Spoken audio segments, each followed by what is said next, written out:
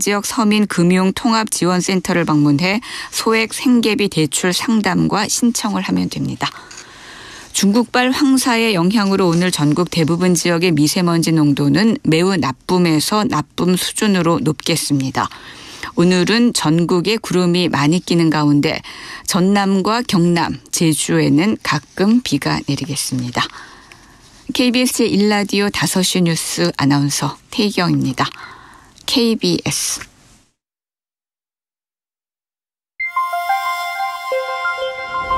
대한민국 중심 채널 KBS 1라디오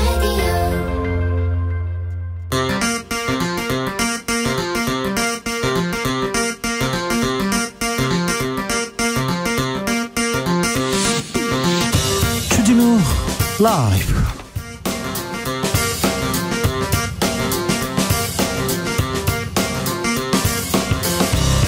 (2023년 3월 24일) 금요일입니다. 안녕하십니까, 주진우입니다.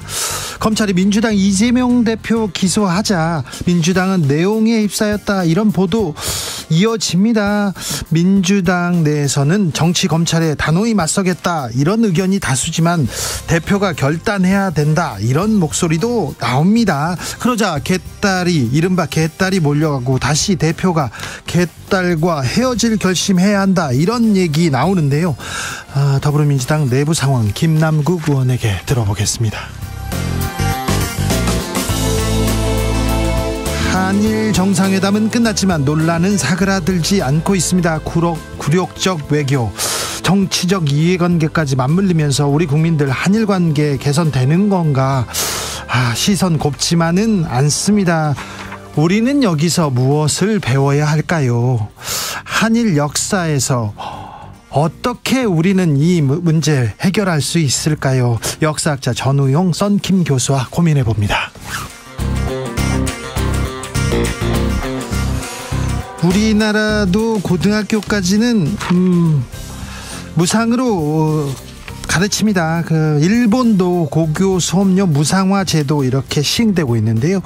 조총련 계열 학교, 조선학교는 혜택을 받지 못하고 있습니다.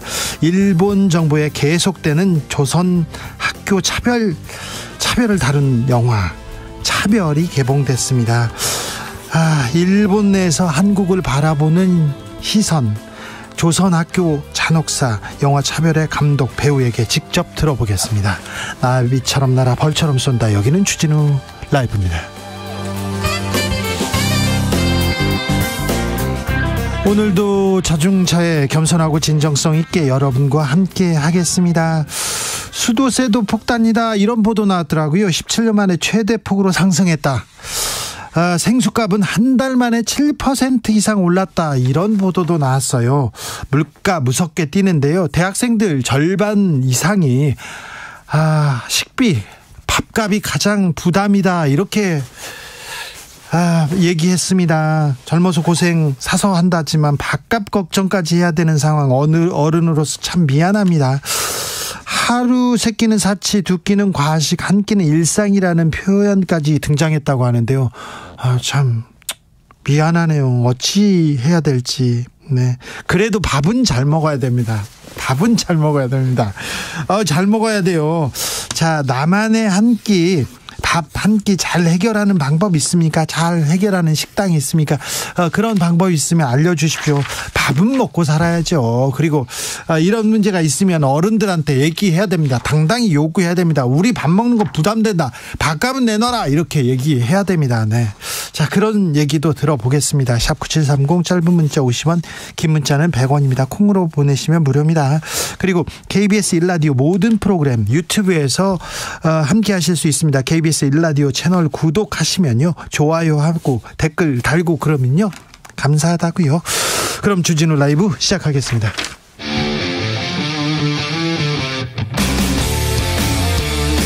탐사보도 외길 인생 20년. 주 기자가 제일 싫어하는 것은?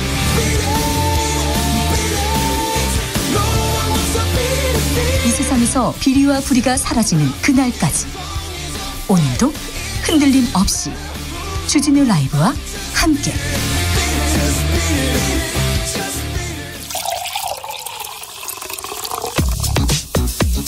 진짜 중요한 뉴스만 쭉 뽑아냈습니다. 주스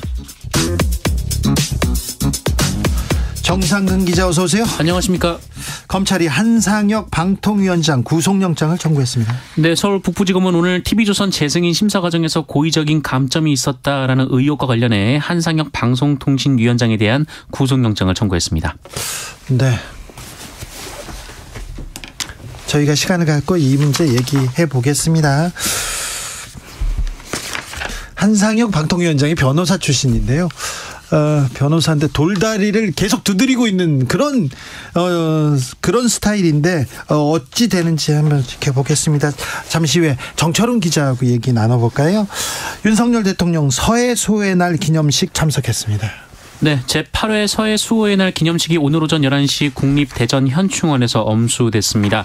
이날 기념식에는 서해 수호 55용사의 유족과 윤석열 대통령을 비롯한 정부 여당의 주요 인사들, 군 주요 지휘자, 시민 등 2천여 명이 참석을 했습니다. 이 자리에서 윤석열 대통령은 서해 수호 용사 55명의 이름을 일일이 부르며 26초간 울먹이기도 했고요. 이 북한의 무력 도발에 맞서 서해를 수호한 용사들의 헌신을 기억해야 한다라면서 자유를 수호하기 위한 숭고한 희생에 경의를 표하며 머리 숙여 명복을 빈다라고 전했습니다. 정부의 강제동원 해법 그리고 한일 정상회담 규탄하는 시국선언 잇따르고 있습니다. 네, 오늘은 성균관대학교 학생과 교수들이 일제 강제동원 배상안을 두고 윤석열 정부의 친일 굴욕 외교라고 주장하며 강하게 비판하는 시국선언을 발표했습니다. 이들은 윤석열 대통령의 친일 굴욕 외교에 온 나라가 모욕감을 느끼고 있다라면서 죄를 지은 일본이 아닌 피해를 본 우리가 보상하겠다는 말도 안 되는 해법이라고 주장했습니다. 앞서 서울대와 동국대, 고려대의 교수들이 이에 대한 비판 성명을 발표한 바 있고요. 지난 수요일 윤석열 대통령의 방일 이후 처음 열린 위안부 피해자들의 수요 시위에서도 정부에 대한 비판 목소리가 이어졌습니다. 지난 3.1절에 일장기를 단 목사가 있었어요. 그리고 일장기를 흔들고 막 집회도 나오고 그랬는데 국민의힘 당원이라고요? 네, 국민의힘은 지난 3.1절 당시 세종시 한 아파트에 있는 자택에서 일장기를 개항해 논란이 된 모 목사가 당원임을 확인하고 출당 조치했다라고 밝혔습니다.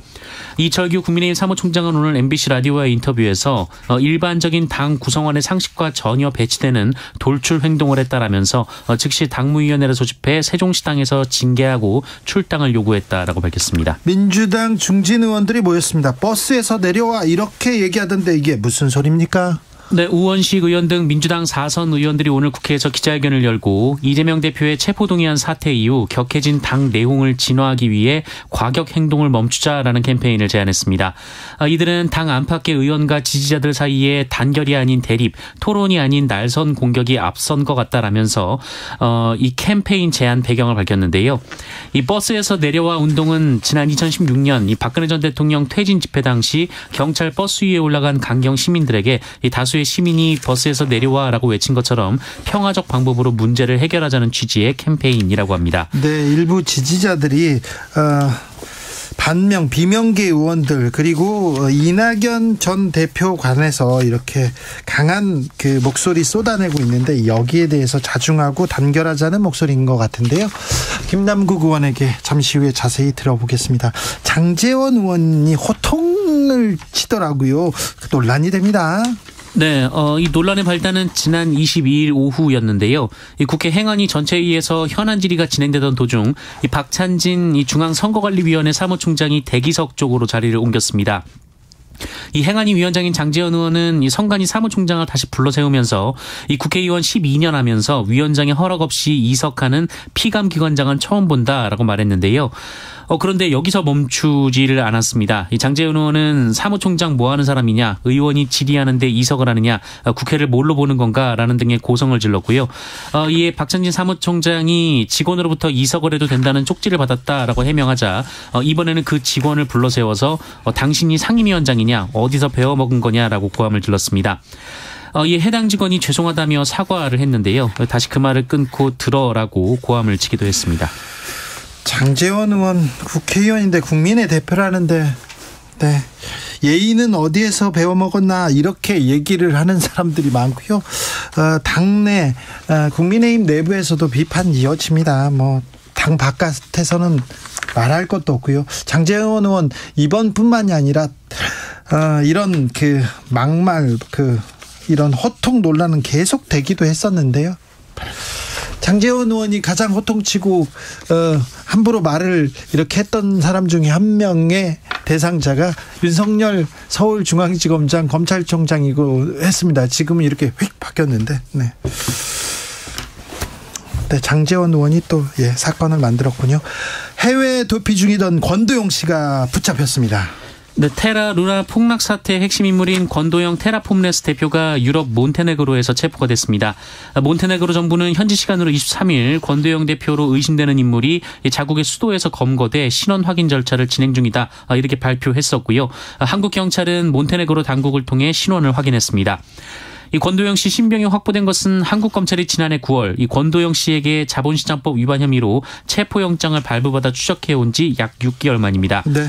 이 권도영 대표는 지난 2018년 이 소셜 커머스 티몬의 창업자 신현성 전 차이 코퍼레이션 대표와 함께 이 테라폼레스를 설립했고요. 여기서 가상화폐인 테라 그리고 루나를 발행했습니다. 이 한때 가상화폐 시장의 고래라고도 평가를 받았다라고도 하는데, 예. 이 가상화폐 시장이 얼어붙으면서 가치가 폭락을 했고요. 이 과정에서 투자자를 오도하고 시세를 조작했다는 혐의 등으로 한국은 물론 미국으로부터도 수사 대상이 됐습니다. 그래서 미국에서는 사기가 명확하다, 시세 조작했다 이렇게 얘기하는데 우리 검찰 경찰은 이 신현성 씨, 권도영 씨 수사에 의지가 있나, 저는 조금 의문부가 찍히더라고요. 신현성 씨의 할아버지가 검찰 고위 간부였습니다. 그리고요, 네, 재벌가와 친인척 관계이기도 하고요. 그래서 이 검찰 수사가 안 되는 건 아니겠죠. 왜 미국에서도 사기를 쳤고 전 세계적인 사기라고 다 하는데 우리 검찰은 뭐 하고 있는지 저는 좀 이해가 안 됩니다. 재벌가이기 때문에, 전직 고위검사이기 때문에 수사가 안 된 건 아닐 거예요. 이번에 붙잡혔으니 우리 수사당국이 어떤 수사 내용 보여주는지 지켜보겠습니다. 후배 집에 몰카를 설치한 의사가 있습니다. 네, 여성 후배가 사는 아파트 현관문에 CCTV를 설치하는 등 이 스토킹 범죄를 저지른 20대 남성이 경찰에 붙잡혔습니다. 이 남성은 CCTV 설치와 함께 피해자 집 도어락 비밀번호를 누르는 등 침입을 시도했고요. 심지어 피해자 집 창틀에 소변을 뿌리기도 했습니다. 소변이요? 네. 피해자 가족의 신고를 받고 수사에 착수한 경찰은 곧바로 가해자의 신원을 특정했는데, 이 피해자와 함께 일하는 병원의 선배 의사라고 하고요. 아이고. 같은 아파트에 거주하고 있었던 것으로 파악됐습니다. 네. 이 남성은 개인적인 호감 때문에 그랬다라고 경찰에 진술했다고 합니다. 호감 때문에 소변을 뿌려요? 저도 잘 이해가 안 되는데요. 네. 네. 경찰은 접근 금지 등 이 잠정 조치 처분을 내렸고요. 구체적인 범행 경위를 파악하고 있습니다. 의사가 생명윤리를 다루는 일이니까 윤리가 좀 필요한데요. 이 문제는 어떤 처벌을 받을까요? 처벌을 받아도 의사직을 수행하는 데는 별로, 지금까지는 현행법상은 별로 큰 제약이 없을 것으로 보이는데, 이거는 어떻게 생각하시는지, 이 점은 어떻게 생각하시는지. 아니, 호감이 있다고 소변을 뿌린다, 이거는 좀 어떻게 설명할 수도 없고 좀 이상한 거 아닙니까? 네, 어떻게 답글을 달 수도 없습니다. 네. 네. 많이 이상하잖아요. 네, 너무 이상합니다. 많이 이상하다고 하셔야지. 네. 참 이상하다는 말로도 좀 네. 부족할 것 같습니다. 그렇습니다. 이 의사 물어보고 싶다. 가서 왜 그랬는지 꼭 물어보고 싶은데, 경찰 분들이 좀 어떤 일이 있었는지, 이분 이 일 말고 다른 일은 어떤 일 했는지도 조금 찾아주세요. 알려주세요. 전장현 측이 지하철 시위 유보했습니다. 네, 전국 장애인 차별철폐연대는 오늘 서울시와 실무협의에 돌입한다며 예정된 지하철 지연 시위를 유보하기로 했다라고 밝혔습니다. 네. 이 전장현 측은 서울시의 탈시설 장애인 전수조사가 사실상 전장현을 표적으로 한다고 주장하며 지난 1월 이후 60여일 만인 어제 다시 지하철 승차 시위에 나선 바 있는데요. 지하철 시위가 유보됨에 따라 오늘은 이 서울시청 동편에서 결의대회를 하고 선전전만 진행했습니다. 네. 어제 주진우 라이브 방송하는데 길에서, 도로에서 얼룩말이 뛰어다니는 광경이 이렇게 보여요. 그래서 저게 우리나라였으면 좋겠다 이렇게 생각했는데 서울이더라고요. 네, 서울 광진구였습니다. 네. 얼룩말이 나왔는데요. 네. 그 얼룩말은 주택가와 차도를 돌아다녔습니다. 그러니까요. 어떤 분은 커피를 마시다가 밖에 얼룩말이 뛰어가는 걸 봤다 뭐 이렇게 언론에 말씀하시기도 하셨는데요. 아, 봄이니까 또 산책도 해야지 얼룩말도. 네, 근데 좀 비현실적인 장면이긴 그러게요. 했습니다. 네. 이 얼룩말은 인근 어린이대공원에서 탈출을 했는데요. 이 머물던 곳에 나무 펜스가 파손된 걸로 봐서 이 울타리를 부수고 나온 것으로 보입니다. 네. 다행히 인명 피해는 없었고요. 경찰과 소방당국은 이 탈출 약 3시간 만에 얼룩말을 붙잡았습니다. 네. 이 얼룩말은 2021년 어린이대공원에서 태어났고요. 이름은 세로입니다. 세로가 요즘 사춘기였답니다. 사춘기. 네, 이 세로의 일탈이 2달 전부터 시작됐다라고 하는데요. 지난 1월 이 서울시설공단이 유튜브 채널을 통해서 세로의 일상을 공개를 했는데 부모가 숨지고 나서 세로의 반항이 시작이 됐다 뭐 이렇게 전했습니다. 아이고. 유튜브에는 세로가 집에도 안 들어오고 옆집 캥거루랑 싸웠다라면서 이제 반항적인 세로를 길들이기 위해 사육사가 손으로 밥도 주고 또 장난감도 주는 좀 모습을 소개하기도 했습니다. 캥거루랑 싸웠다면 이건 심각한 거 아닙니까? 네, 캥거루도 상당히 강한 걸로 알고 있는데요. 네. 앞차기가 세요. 네. 어린이대공원 측은 이 탈출 원인 등을 조사해서 재발 방지 대책을 마련하는 한편 이 세로의 건강을 위해 전담 수의사 등을 붙일 예정이라고 밝혔습니다. 네. 자, 얼룩말이 뛰어다니는 광경 우리나라였으면 좋겠다고 한 얘기는 네. 이국적인 장면이어서 제가 얘기했는데 좀 걱정했어요. 얼룩말이 순하게 생겼잖아요. 그렇게 세상 착하게 생겼는데 성격이 좀 약간 포악해요. 막 물기도 한답니다. 발길질도 잘하고요. 그래서 걱정이다. 저 나와서 뛰어다니다가 혹시 그랬는데 마취총으로 잘 쏘아가지고 7방 맞고 이렇게 쓰러져가지고 갔는데요. 좀 안타까워요. 동물원 안에서 이 우리에서 얼마나 답답했을까 이런 생각해서요. 피해가 없어서 다행입니다. 네. 주스 정상근 기자 함께했습니다. 감사합니다. 고맙습니다. 젊은 청년들이 밥 한 끼를 걱정한다고 합니다. 그냥 걱정입니다. 네. 3012님께서 다른 사람 밥 걱정하기 전에 일단 기자님부터 좀 밥을 좀 잘 챙겨 드세요. 네, 감사합니다. 네, 죄송합니다. 네, 밥 잘 먹어야 됩니다. 밥 잘 먹어야 돼. 제가요, 밥을 잘 안 먹다가요 아파가지고 고생하고 있습니다. 그래서 네, 잘 먹어야 되겠다 생각합니다. 장현수님, 시청 구청 구내식당 가격도 싸고 잘 나옵니다. 일반 시민도 먹어도 됩니다. 구내식당 이용하라고요. 0147님은요 대학교 졸업한 20년 다 돼가는데 종종 학식 먹으러 갑니다. 집에서 차로 한 10분 거리인데요. 기본 1,400원, 특식 1,600원, 라면 800원이던 게 지금 4,500원이더군요. 1,400원에서 깜짝 놀랐어요. 네, 그렇죠. 지금 비싸요. 1219님, 45년 전쯤 대학 다닐 때가 생각납니다. 학생 식당에 우동 250원, 정식은 400원이었는데 옛날 얘기시네. 자취를 했던 대학 시절 우동과 정식 가격차가 150원이라 내내 우동만 먹고 한 달에 한 번 정도 정식 먹었던 기억납니다. 세월만큼 물가가 오른 부분 생각나고 밥값 부담으로 느끼는 지금 학생들 오버랩 됩니다. 아이고, 밥은 먹여야 되는데 밥을 먹일 수 있는, 청년에게 밥을 마음껏 먹일 수 있는 그 특단의 대책 이렇게 내놔야 됩니다. 밥은 먹어야지요. 좀 쉬어야지요. 네. 공부도 그렇게 열심히 했는데. 교통정보센터 다녀오겠습니다. 유하영 씨. 네, 금요일인 만큼 일찍부터 퇴근길 정체가 빠르게 늘고 있습니다. 서울 시내에서는 올림픽대로 공항 방향 청담대교에서 가양대교까지 정체입니다. 1시간 정도 걸리겠고요. 강변북로 일산 쪽으로 성수대교에서 양화대교까지 밀립니다. 40분 정도 예상됩니다. 고속도로는 경부고속도로 부산 쪽으로 충청권 정체가 많이 늘었는데요. 천안에서 목천까지 10km 정체고요. 중부 내륙고속도로 창원 방향 여주분기점에서 감곡까지 답답합니다. 서해안고속도로 서울 쪽으로는 총 30km 넘게 밀립니다. 송악에서 서해대교까지 막히고요. 서평택 분기점에서 화성휴게소까지 긴 구간 정체입니다. 이후로 용담터널과 금천을 앞두고 속도 떨어집니다. KBS 교통정보센터였습니다.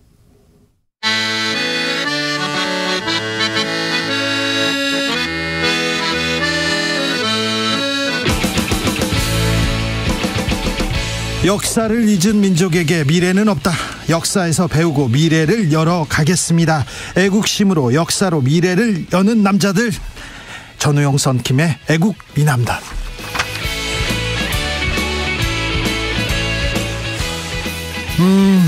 안지나 선아, 역사 생각합니다. 네.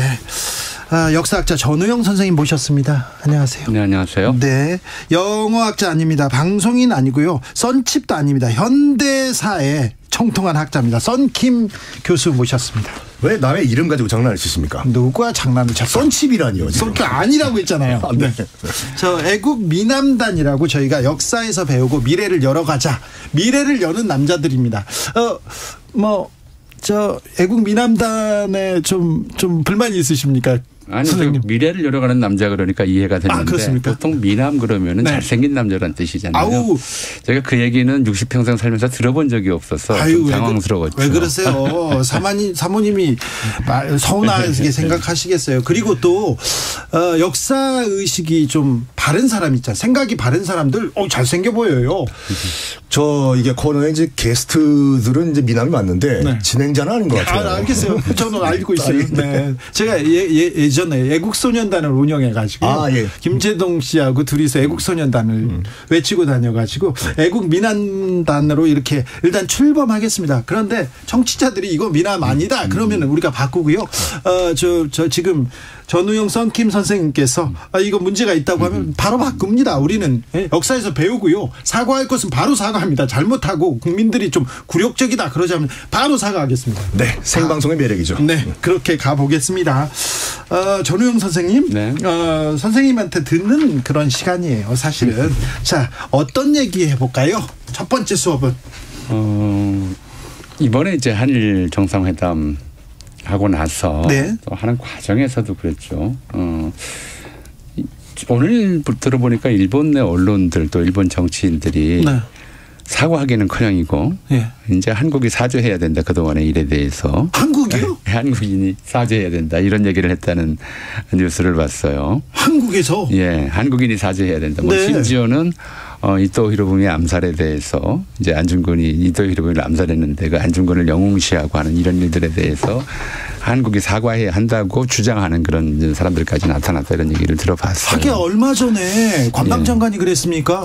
강제동원 없었다고 얘기했지 않습니까? 그렇죠. 이제 그런 얘기들이 나오는 시점에서 일부 한국인들이 우리가 일본이 잘못했다라고 이제 스스로 이야기하는 그 말에 동조하는 사람들이 나오는데 저는 여기 깔려 있는 좀 의식이 네.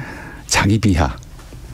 다른 말로 하면 이제 일본인들의 혐한 의식에 동조하는 그런 사람들이 있는 것 같고 그게 이제 우리 안의 혐한이라고 생각이 되어서 첫 순서지만 또 시성으로 비춰볼 때 네. 우리 안에 혐한의 정체가 과연 무엇인가 이거 좀 얘기를 해봤으면 좋을 것 같아요.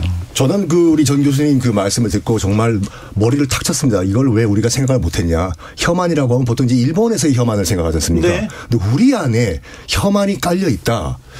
이게 파편적으로 알고 있는 그 지식들이 이제 합쳐지는데 우리 교수님도 잘 아시겠지만 그 이제 서구 열강이 식민지를 지배할 때 만들었던 그 말도 안 되는 그 사회 진화론이 여기 붙어버린 거지 않습니까? 식민사관이. 맞아요. 그런데요, 저는요, 일본의 극우, 일본의 정치인들이 주변 국가를 때리고 비하해서 자기네들의 정치적 이득을 취하는 것까지는 이해가 되는데요. 우리 정치인이 조선이 썩어서 망했지. 조선이 왜 망했냐. 조선은 전쟁하지 않았다. 그렇게 얘기했고요. 정부 여당의 대표가 그렇습니다. 제발 식민지 컴플렉스에서 벗어나자. 자존심 상했어요. 식민지 컴플렉스에서 벗어나자는 얘기는 말은 좀 맞다고 생각해요. 네, 그런데 과연 식민지 컴플렉스의 정체가 무엇인지를 그분들이 제대로 이해하고 말씀하시는 것인지에 대해서는 좀 회의적이고요. 근데 이런 거였죠. 제가 어렸을 때가 이제 60년대 학교 다닐 때가 말해서 70년대 이런 무렵이었거든요. 그때 선생님들은 식민지 시대를 겪은 분들이고 그렇죠. 나이 든 선생님들은 1940년대나 30년대에 학교 교육을 받은 분들이에요. 네. 그러니까 자기가 학교에서 배운 얘기들을 제자들한테 전수해 주는 거죠. 그런 얘기들 중에 이제 대표적이었던 것이 이런 것들이죠. 이제 일본인은 깨끗한데 한국인은 더럽다라든가. 아이고. 일본인은 부지런한데 한국인은 게으르다든가. 일본인들은 뭉치면 서로 단결하는데 네. 하나로 뭉쳐서 단결하는데 한국인들은 셋만 모이면 파벌로 나눠서 싸운다든가.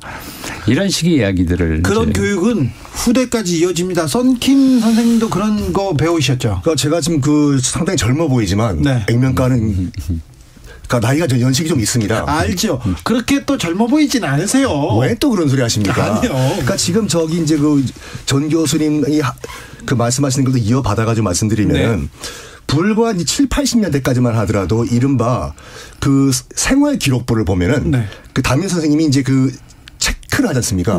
이 아이는 예의 바르고 행동이 방정해서 정말 착한 어린이다. 라는 글을 썼어요. 아니 예의 바르고 행동이 방정맞아야 착한 어린인가요? 좀 대들면 안 되나? 대들면 안 돼요. 왜요? 그래서 약간 뭐라고 할까 너희는 열등하기 때문에 선생님의 말을 들어야 돼. 너희는 목소리를 내면 안 돼. 이거 자체가 뭐라고 할까 세뇌를 시킨 거예요. 기억하시겠지만 우리 초등학교 이제 국민학교지 않습니까? 그때까지만 하더라도 국민교육 현장을 외워야지 못 외우면 집에 못 갔어요. 우리는 민족 중흥의 역사적 사명을 띠고 있자니 태어났다. 난 그렇게 안 태어났거든요. 그게 이어진 거죠.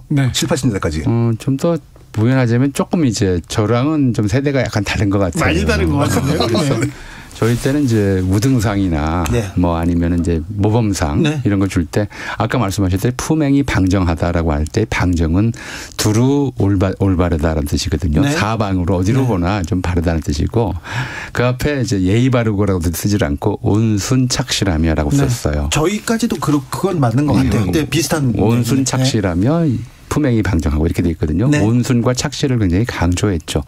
뭐 일본의 교육치고에서 나온 얘기고 일본의 교육치고의 목적이 식민지 이제 교육의 목적이 충량한 충성스럽고 양순한 한국 신문을 양성하는 것에 두기 때문에 거기에부터 이어진 건데 그렇군요. 조금 이제 그건 튀는 얘기 같고요. 사실은 우리가 지금 민족성이라는 얘기를 하잖아요. 근데 이게 나온 지가 얼마 안 된 말이에요. 민족성. 우리 민족이라는 단어를 우리나라 사람이 민족이라는 말을 처음 쓰기 시작한 것이 1901년께부터고요. 국민이라는 단어도 1899년부터나 쓰기 시작해요. 그전에 이런 단어가 없었어요. 그리고 그때 가서야 이제 민족이라고 하는 단어를 쓰는데 하나를 뭉치자는 얘기를 쓰는데 민족성이라는 말은 다른 민족과의 비교잖아요. 1901년 시점에서 우리가 주로 비교 대상이 되었던 민족이 일본 민족이었고요. 그리고 바로 그런 이제 민족성을 이제 서로 비교하면서 일본이 강하고 당시에 한국이 약했으니까 강자가 약자를 지배하는 것은 당연하고 약자가 지배받고 지배당하고 모욕당하고 멸치당하는 것은 다 그럴 만한 이유가 약자에게 있다라고 하는 논리를 그러니까 일본이 자기의 이른바 불법적인 침략 행위들을 정당화하기 위해서 한국인들 스스로에게 자기 비하의식을 심어주는 근거들을 조작해서 교육 과정을 통해서 사람들의 의식 속에 심어놓았던 거죠. 이 말은 맞습니까, 교수님? 그러니까 일본이 이제 뭐라고 할까 서세 동점이라고 하면서 이제 서양 세력이 점점 동아시아를 이제 점령하는 과정에서 우리가 살아남기 위해서 일본도 서양과 똑같이 우수한 민족이다라는 걸 개념을 정리를 해놓고 그거를 증명하기 위해서는 비교 대상이 필요하잖아요. 그래서 가장 쉬운 비교 대상인 당시 조선 대한제국을 약간 비하하면서 우리가 너희들보다는 우수하다는 걸 강조했다. 그러니까 똑같은 얘기죠. 그러니까 일본이 이제 두 가지 사이에 있었던 거예요. 지금 말씀하셨던 대로 유럽인들에 대해서는 일종의 열등의식을 가지고 있었고 그러면서도 이제 자기가 유럽인들과 못지않게 우수한 민족이다라고 얘기하려면 비교 대상이 있어야 하니까 있어야죠. 계속 이제 한국인들에 대한 이미지 이건 이제 일본 내에서의 혐한이죠. 한국인들에 대한 이미지를 조작해서 일본 내 혐한의식을 만들어내고 이를테면 이런 거였어요. 1890년대부터 1900년대까지 일본 신문 잡지 같은데 이제 일본은 좀 전통적으로 사파 만화 종류가 강하잖아요. 그렇죠. 지금 요즘도 애니메이션 강하듯이 그때부터 메이지 전부터 시작된 것인데 거기서 한국을 상징하는 인물로 묘사되는 것이 갓쓰고 담배 때 문 노인 아니면 기생이었어요. 조선은 노약자라서 노인이라서 이미 이제 늙어가는 사람들이고 이건 일본의 청장년들의 보호가 필요하다. 또는 조선은 여성이라서 일본의 무사들의 보호가 필요하다. 이런 이미지로 이제 형성한 거죠. 영화로 치면 일종의 하나의 배역을 맡길 때 그렇죠. 조선 사람은 노인 아니면 여성 역을 맡기고 일본인들은 무사 역을 맡긴 거예요. 그리고 그런 이미지로 일본인들의 의식 속에 조선은 이제 시대에 뒤처졌고 또 고루하고 그리고 나약하고 이런 이미지로 만들어놨는데 그건 일본인들이 가진 이제 자기 민족의 우수성을 좀 주장하기 위해서 만드는 혐한의식인데 이게 일본이 한국을 지배하기 시작하면서 공식 교육 시스템 안에서 이런 혐한 이데올로기가 또는 혐한 의식이 한국인들의 뇌리 속에 빠져들게 된 거죠. 그래서 한국 사람들이 예. 그들이 만들어 놓은 그 혐한 그 논리에서 헤어나지 못하고 있습니까? 거의 많이 헤어났죠. 사실은 이제 우리가 7, 80년대까지 그러니까 60년대 말에 가서 이 말도 굉장히 생각보다 짧아요. 본격적으로 식민사관을 극복하자라는 이야기를 학계에서 하기 시작한 게 60년대 말부터 시작돼요. 그 전까지는 그 얘기도 못했어요. 그 얘기도 못할 정도였고 이승만 정권 끝나고 박정희 정권이 이제 중반부터 이제 한일 협정 이후에 그때부터 식민사관철 극복 운동이 일어나면서 일본인들이 만들어 놨던 수많은 혐한의 증거들, 혐한 담론의 학문적 토대들을 하나하나 허물기 시작한 거죠. 그러니까 그거를 배울 수 있었던 사람들은 그러니까 70년대 중등교육 받은 사람들 이후에나 좀 배울 수 있었고 그런 사람들이 조금씩 이런 혐한 의식을 극복하게 되는데 그럼에도 불구하고 제가 말을 쓰자면 학교 교육은 그렇게 변해갔는데 가정 교육은 잘 안 변했어요. 오랫동안.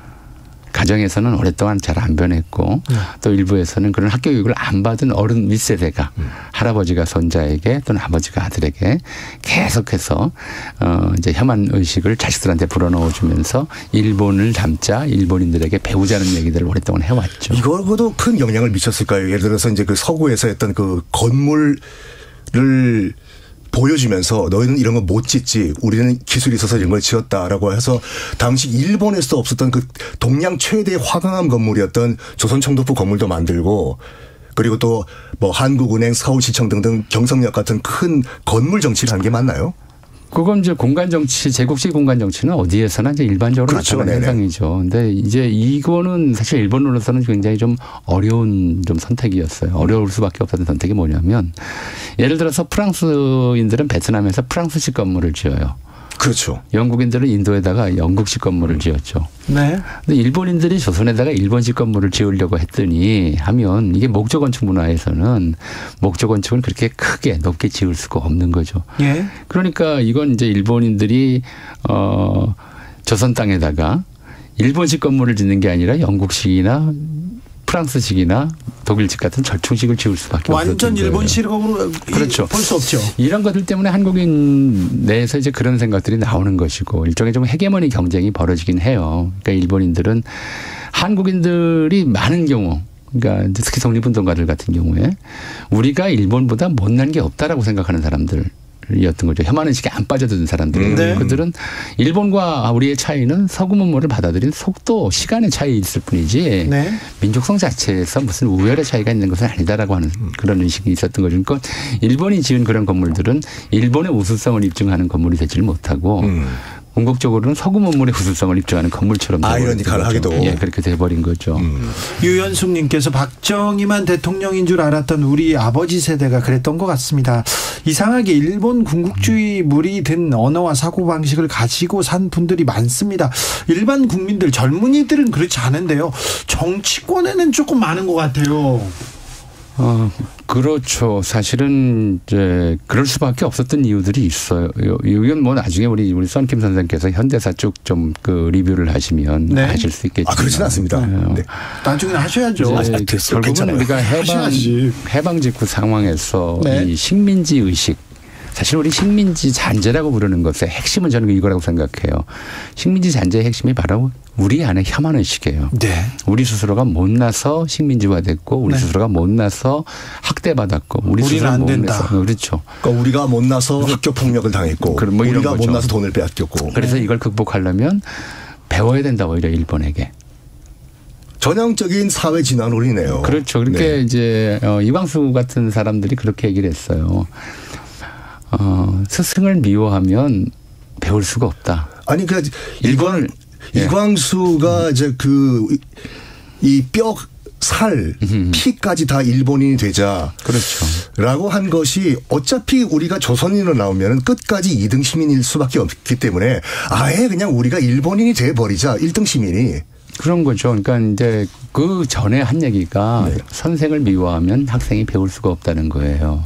그러니까 일본을 이른바 우리를 괴롭히는 학교 폭력 일진으로 보는 것이 아니라 우리가 배워야 할 스승으로 이제 생각한 거죠. 친일파 할 때 그 친이 부친 양친할 때 그렇죠. 그 부모 친자라고. 일본은 부모다. 아이고. 부모 대하듯이 대해야 된다고 하는 그런 의식에서 친일 의식이 나온 거란 말이에요. 그러니까 그런 의식들이 굉장히 오랫동안 남아 있었고 그런 의식을 가진 사람들이 사실은 이제 그런 의식 자체의 청사는 그런 의식을 가진 사람들이 반성하고 회개하고 그런 사람들이 때로는 이제 징계하고 이런 일들이 필요했었는데 그게 전혀 이루어지지 않고 그런 의식이 우리 사회의 주류 의식으로 남았던 거죠. 그렇다 보니까 이제 정치권의 그런 의식들이 하나의 상식처럼 오랫동안 자리 잡고 또 유지되고 있는 것이다. 뭐 그렇게 봐야 될 것 같아요. 강경희님께서 오 썬킴 교수님 애국미남 프린스 반갑습니다. 이렇게 네. 굳이 또 영어로 써주셨네요. 네. 프린스라고. 네. 4200님 전우영 선생님 존경합니다. 자주 나오시면 좋겠습니다. 저희가 금요일마다 애국 미남단 운영해 보겠습니다. 힘 닿는 대로 가보겠습니다.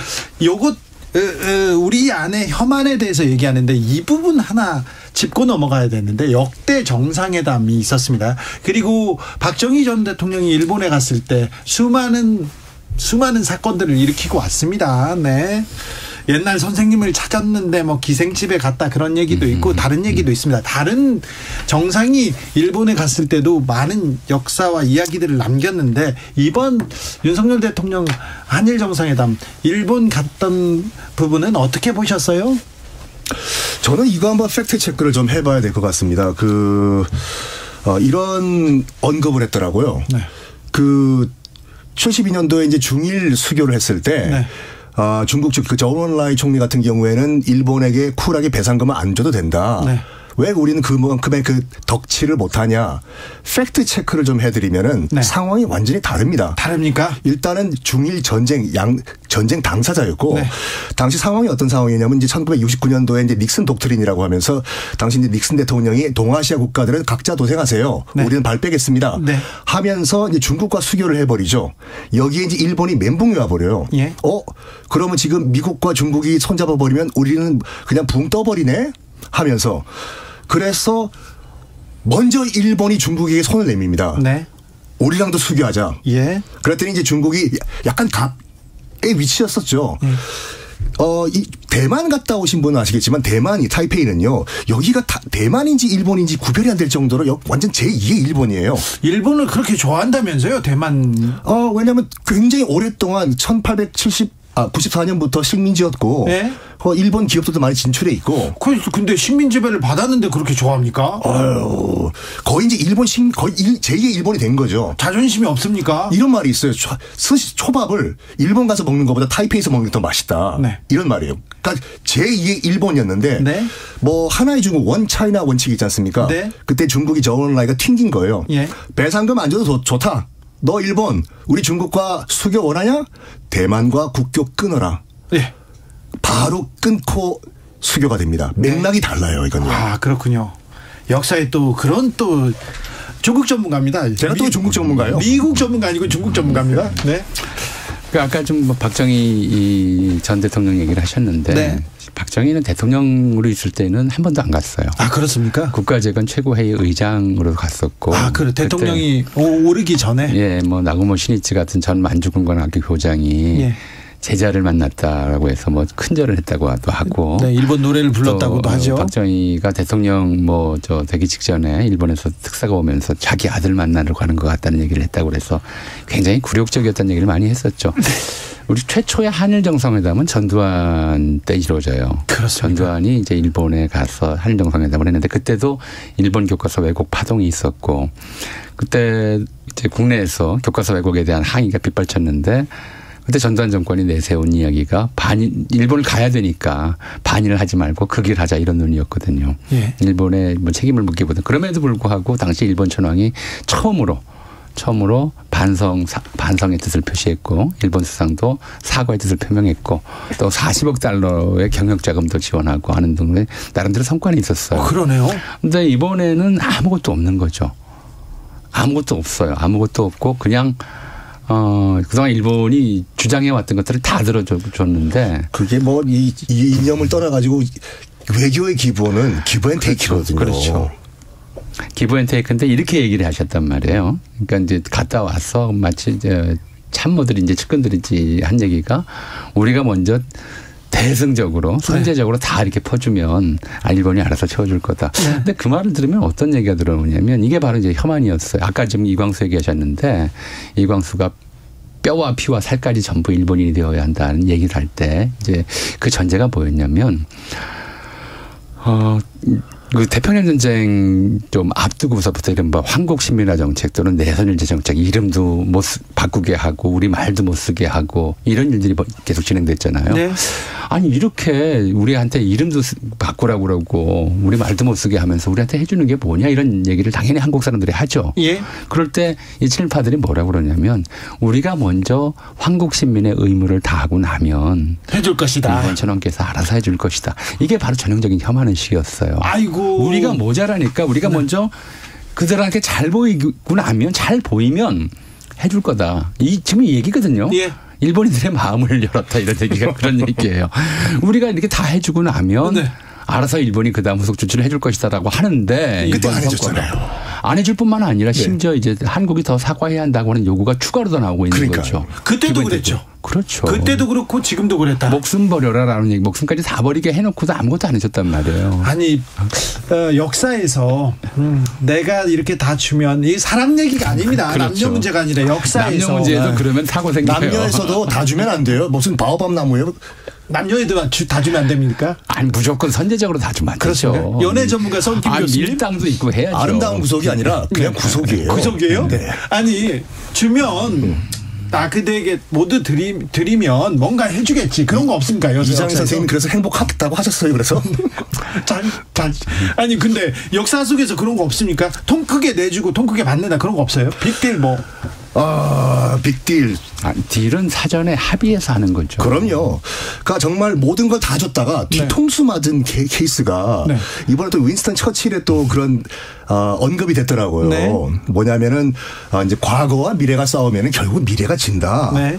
이거에 또 그 맥락에서 나온 얘기가 아니에요. 어떤 맥락입니까? 알고 싶으세요? 네. 진짜로? 알려드리겠습니다.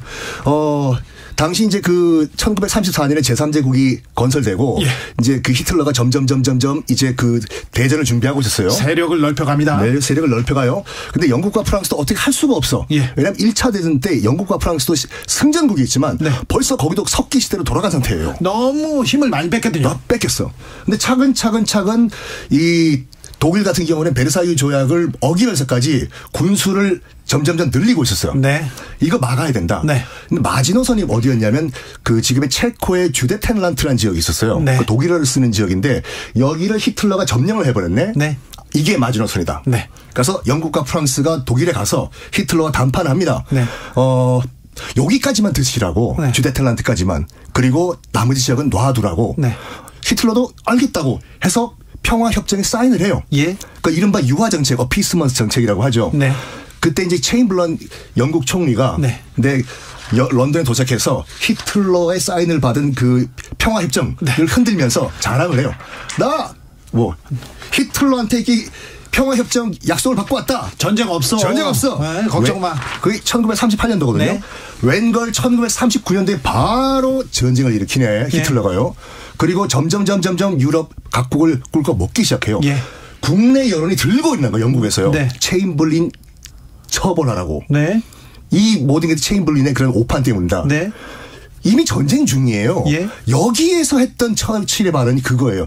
지금 당장 독일과 싸우고 있는데 체인블린 지금 처벌하는 게 뭐가 중요하냐. 네. 일단 현재가 더 중요하다. 이 맥락에서 나온 거예요. 맥락이 아예 다르네요. 역사적으로 지금 비유할 수 있는 사건이 아닌데요. 그거 간단하게 얘기하면 이런 거죠. 그러니까 예전에 노회찬 전 의원께서 하신 말씀이 있어요. 네. 외계인이 침공하면 그때는 일본이랑도 협력을 해야 한다. 네. 똑같은 얘기였거든요. 네. 그러니까 영국 국내에서 싸울 일이 아니다라는 얘기였던 건데 지금 우리는 일본과의 외교 관계에 관해서 이야기하면서 엉뚱한 예를 든 거죠. 네. 예. 그래서 지금 이제 핵심은 그거라고 생각해요. 이렇게 다 퍼주고 나니까 우리가 다음 카드가 없어요. 지금 우리 한일 간의 외교 현안이 되어 있는 것들이 뭐겠어요. 첫째, 아시다시피 뭐 저 얘기했느냐 안 했느냐 하지만 독도 문제가 있고요. 이 문제에 대해서 지금 우리가 일본이 요구하고 있는 것은 당장 뭐 독도 내 나라는 아니더라도 독도 해상 인근 해상에서 일본 해상 자위대 자유롭게 훈련하게 해달라는 얘기를 할 수도 있을 것이고요. 네, 분쟁 지역으로 만들지 말자. 그리고 공동 수역으로 같이 뭐 거기를 이용하자 이런 얘기를. 뭐 그 원전 오염수 방류 문제라든가 후쿠시마산 농수산물 그 수출 문제라든가 그다음에 사도광산 유네스코 등재 문제라든가 지금 우리가 계속 반대할 수밖에 없는 그런 일들이 남아 있을 뿐이지. 결코 이거는 합의할 수 없는 가치잖아요. 게다가 우리가 일본에다가 뭐 사실은 받을 것만 있는데 줄 것도 없어요. 근데 줄 생각이 당연히 없는 거죠. 지금 우리가 받아냈다고 하는 반도체 소부장 수출 뭐 규제 해제 이미 우리 자립화했잖아요. 그건 우리한테 무슨 도움이 돼요? 그렇죠. 지소미아가 우리에게 유리해요. 일본에게 유리해요. 거의 대부분 우리 그 정보를 주는 그런 상태란 말이에요. 상황입니다. 우리가 더 주는 걸 마치 뭘 받아낸 것처럼 얘기를 하면서 이렇게 얘기를 하는데 이건 좀 외교 정책상으로도 도저히 납득할 수 없는 좀 주고받는 그런 외교라고 하는 데 있어서 일이고 게다가 이제 굴욕적이죠. 우리는 그야말로 혐한 의식이 없으면 할 수 없는 우리가 못났다고 하는 것이 없으면 그걸 먼저 전제하지 않으면 할 수 없는 선택이었다는 생각이 들어요. 금유수님께서 조선이 무능하다고 해도 일본의 침략 정당화될 수 없습니다. 문을 열어놓았다고 해도 도둑질입니다. 아닙니까? 범죄입니다. 도둑은 탓하지 않고 문 열어놓은 사람만 탓하는 겁니까? 얘기하는데 우리 안에 혐한 여기에서 조금 읽어볼 필요가 있을 것 같습니다. 참 그런데 자존심 상하더라고요. 우리 대통령이 일본의 문을 열기 위해서 알겠어요. 일본의 마음을 열기 위해서 알겠어요. 일본 언론한테 설명하기 위해서 알겠어요. 노력하는데 왜 우리 국민한테는 설명하고 설득하고 노력하지도 않나 이런 생각도 하는데 정치적 발목 잡기 하지 마라. 과거에 갇혀 있지 마라. 이렇게 얘기하는데 자국 국민부터 설득을 시켜야죠. 순서가. 굉장히 오래됐어요. 사실은. 이게요? 이런 문제가요? 예를 들어서 이제 이런 거였어요. 울산의격 체결할 때 대신들하고 이토 히로부미가 대신들 앞에서 이제 동의해라 그래서 한교사리 빼고 나머지 다 동의했고 고종은 끝까지 거부하다가 이제 빠져나갔고 이랬다고 그러잖아요. 그때 고종이 그런 얘기를 했다고 그래요. 이게 이제 조선 대한제국의 좀 책임 부분이 좀 있죠. 이렇게 중요한 문제는 널리 백성들의 뜻을 물어서 결정할 일이지 나 혼자 결정할 수 없다. 그래서 이제 이토가 그랬다고 그럽니다. 귀국은 전제군주국이니까 귀국 혼자 결정하고 당신 혼자 결정하면 된다. 이렇게 얘기를 했다고 그래요. 근데 그 이후에 이른바 우리가 친일 매국노라고 불렸던 을사오적이니 정민실적이니 이런 사람들. 친일파들은 어떻게 했습니까? 기본적으로 일본에 상세히 보고하고 자국민들한테 보고를 안 하는 게 그 사람들의 일관된 좀 행동 양식이었죠. 그래요? 당연히 그렇죠. 그때도 그랬습니까? 그게 혐한이에요. 자기 민족은에 대해서는 무시하고 가볍게 여기고 일본인에게는 아주 성실하고 잘 대해주고 그다음에 이제 충실하고 이런 행위들이 한국의 이른바 일제강점기를 거치면서 고위 관료들 또 귀족들 이런 사람들한테 하나의 내면화된 체질화된 거죠. 그때 언론은 어떻게 했습니까? 언론도 당연하죠. 언론도 이제 특히 요즘하고는 달라서 그때는 완전히 통제하의 언론이니까. 근데 민족지라고 당시 불렸던 1920년대에 이제 창간되었던 뭐 동아조선 같은 데는 늘 검열 때문에 지워졌었고요. 총독부 기관지였던 경성일보나 매일신보는 바로 총독부 얘기만 하는 거란 말이에요. 알리지 않을 것은 한국인들에게는 알릴 필요가 없는 거죠. 그러니까 관동 대지진 같은 경우 그 관동 대학살 같은 경우 엄청난 사건이었는데 그게 참 저는 아이러니컬한 게 뭐냐면은 이게 사람이 한번 집단 세뇌가 돼버리면 정말 무시무시한 일이 일어난다라는 것이 그 관동 대지진 때 이 수많은 조선인들을 고주센 해봐라 발음 못하면 죽창으로 찔렀던 그게 물론 자경단이 했다고는 하지만 정말 평범한 옆집 아저씨가 죽창을 들고 찔렀다는 것은 이게 세뇌가 되면은 사회적으로 굉장히 무서운 괴문 탄생을 해버려요. 그러니까 이 집단 혐오라고 하는 것이 그런 거거든요. 그러니까 그 나치의 유대인 학살이나 관동대지진 때의 일본인들의 조선인 학살이라는 게 전부 민족 혐오에서 이민족 혐오에서 나온 거잖아요. 우리가 혐오라고 부르는 건 좀 이제 그렇게 생각하시면 돼요. 우리가 제가 지금 우리 안에 혐한이라는 표현을 써서 이제 제목이 정해졌습니다만 우리는 반일을 하지 말라는 얘기를 해요. 우리 정치인들은. 네. 근데 일본인들은 혐한을 한단 말이에요. 반한이 아니에요. 네. 이 반일과 혐한의 등급 차이가 있어요. 그러네요. 그렇죠. 혐한은 자기보다 얕잡아 보는 의식이에요. 네. 저질이다. 네. 징그럽다. 우리가 뭔가 혐오감 든다 그러면은 뱀 뭐 이런 거 보면 혐오감 들듯이 두꺼비 이런 거 보면은 인격적으로 대하지 그러니까 않는 거죠. 자기보다 낫다고 보는 것이 네. 우리가 반일이나 혹은 뭐 예전에 반미나 이런 거 얘기할 때 반은 동등하거나 그 이상일 때 반항하는 거거든요. 네. 반대 반항하는 것은 이제 일본은 우리가 얕잡아 보진 않는 거예요. 네. 반면에 일본인들은 이 한국을 식민지로 지배했기 때문에 얕잡아 보는 의식이 있고 그 얕잡아 보는 의식은 어떤 이제 행동으로 이어지냐면 죽여도 괜찮다는 행동으로. 사람이 아니다 이거죠. 그렇죠. 개돼지 취급할 수가 네. 있다는 거예요. 그래서 조금 전에 말씀하셨듯이 실제로 관동대 학살 때 이제 어떤 이제 일본 소년의 일기가 나중에 발견됐어요. 지금 바로 그 말씀이에요. 이웃집에 친절한 아저씨가 우물가에서 대나무를 짓고 있는데 거기 피가 묻어 있다. 근데 그게 뭐예요? 그랬더니 소를 잡았나 그랬더니 조센징을 잡았다고 이렇게 웃으면서 얘기를 하더라. 이런 이제 일기를 어린 소년이 쓴 일기가 이제 공개됐었거든요. 그렇게 생각한 거예요. 혐오감이라고 하는 것은 한 민족에 대한 혐오감이라고 하는 것은 결국 반인륜적 범죄로 이어져요. 그래서 한국인들의 반일이라고 의식이라고 하는 것이 일본인에 대한 테러로 나타나지는 않는데 네. 일본 시내에서는 도쿄 시내나 이런 데서는 그 혐한하는 사람들이 한국인 만나면 테러해요. 이 과연 무엇이 더 문제인가? 우리가 여기에 균형을 잡아야 되고 적어도 이 문제에 대해서 이제 이게 뭐 일본 시민들이 하는 일을 하더라도 대통령이 갔으면 저도 그런 혐한에 대해서는 좀 서로 각성하고 우리가 반일하지 말자는 얘기를 하더라도 네. 같이 해야 되는데 그런 생각이 없는 거죠. 역사적으로 이어져 온 일본의 혐오, 우리에 대한 혐오에 대해서 한마디도 바로잡지 않고 수십 번 사과했다. 이걸로 끝날 일은 아닌 것 같습니다. 미래로 나아가자. 이런 일은 아닌 것 같습니다. 역사에서 배우겠습니다. 과거에서 뭐가 잘못됐는지 우리가 배워서 미래로 나가겠습니다. 애국 미남단 전우용 썬킴이었습니다. 감사합니다. 네.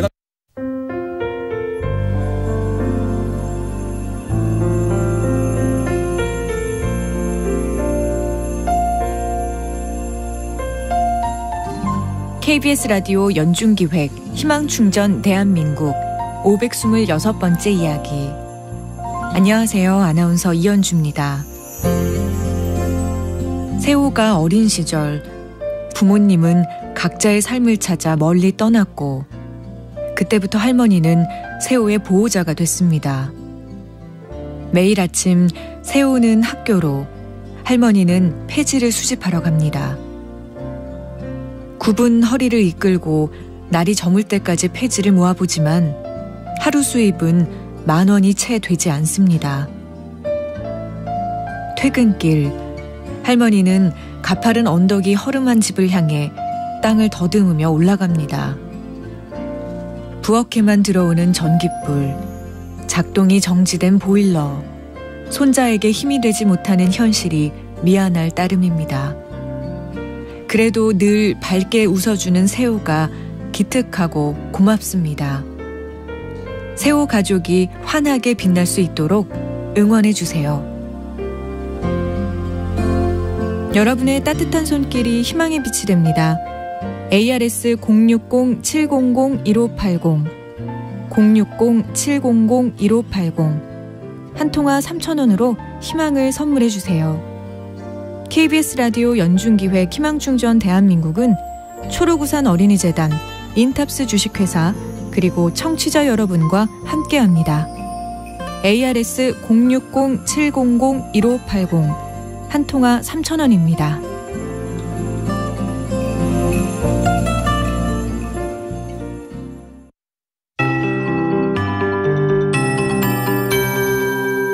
KBS 58분 날씨. 황사의 영향으로 공기가 무척 탁합니다. 지금 서울을 비롯해 전국 곳곳에서 황사가 관측되며 미세먼지 주의보가 발효 중이고요. 먼지 농도가 나쁨에서 매우 나쁨까지 오른 곳이 많습니다. 주말인 내일은 황사가 추가로 더 들어오면서 내일도 공기가 많이 탁할 것으로 예상돼 주의하셔야겠습니다. 지금 전남과 경남, 제주도에는 비가 오는 곳이 있습니다. 전남과 경남은 내일 새벽까지 5에서 20mm, 제주도는 내일 오전까지 5에서 10mm 정도의 비가 오겠고요. 또 내일 늦은 오후부터 모레 새벽 사이에는 충청도와 남부지방 곳곳에 5mm 안팎의 비가 조금 내리거나 빗방울이 떨어지는 곳이 있겠습니다. 비 소식이 없는 서울 등 중북부 지방은 대기가 계속 건조하겠습니다. 지금 서울, 경기와 강원, 영서, 충북 일부 지역에 건조주의보가 발효 중이어서 불조심하셔야겠습니다. 내일 아침 기온은 서울 6도, 대구 8도 등으로 오늘 아침보다 1도에서 4도 정도 낮겠고요. 경기 북부와 동부, 강원 내륙과 산지는 0도 안팎까지 떨어지면서 서리가 내리는 곳이 있겠습니다. 낮 기온은 오늘과 비슷해서 일교차가 15도 안팎으로 무척 크게 벌어지겠습니다. 현재 서울의 기온은 16도, 습도는 30%입니다. 송소진입니다.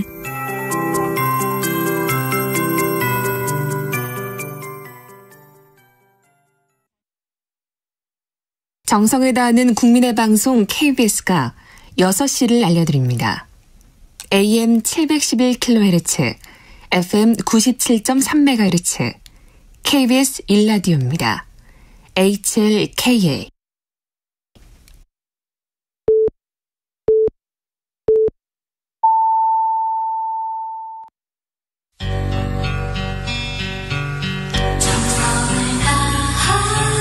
정성을 다하는 국민의 방송 KBS 주진우 라이브. 그냥 그렇다고요. 이 시각 라디오 정보센터 뉴스입니다. 윤석열 대통령은 오늘 대전 국립현충원에서 거행된 제8회 서해 수호의 날 기념식에 참석해 북한의 무모한 도발은 반드시 대가를 치르도록 할 것이라고 밝혔습니다. 정의당이 윤석열 대통령의 부인 김건희 여사의 도이치모터스 주가 조작 의혹을 규명할 특별검사 법안을 국회에 제출했습니다. 앞서 더불어민주당은 지난 9일 김 여사의 주가 조작 의혹 등을 수사하기 위한 특검 법안을 발의했습니다. 검찰 수사권 축소 법안의 유효성을 인정한 어제 헌법재판소 결정과 관련해 더불어민주당은 한동훈 법무부 장관의 사퇴, 더 나아가 탄핵 주장까지 제기했습니다. 한 장관은 검찰 수사권 축소를 거듭 비판하며 탄핵 소추가 되면 당당히 응하겠다고 맞섰습니다. KBS가 김의겸 더불어민주당 의원실을 통해 입수한 자료에 따르면 정정미 헌법재판관 후보자에 대해 농지법 위반 의혹이 제기됐습니다. 정 후보자 측은 법적인 서류 부분은 부친이 처리해 상세한 부분은 알지 못한다면서 자세한 내용은 청문회에서 밝히겠다고 밝혔습니다. 서해 공무원 피격 사건을 은폐하려 한 혐의로 재판에 넘겨진 서훈 전 국가안보실장과 박지원 전 국정원장 등 문재인 정부 안보라인 인사들이 첫 공판에서 공소 사실을 모두 부인했습니다. 지금까지 라디오 정보센터 조진주였습니다.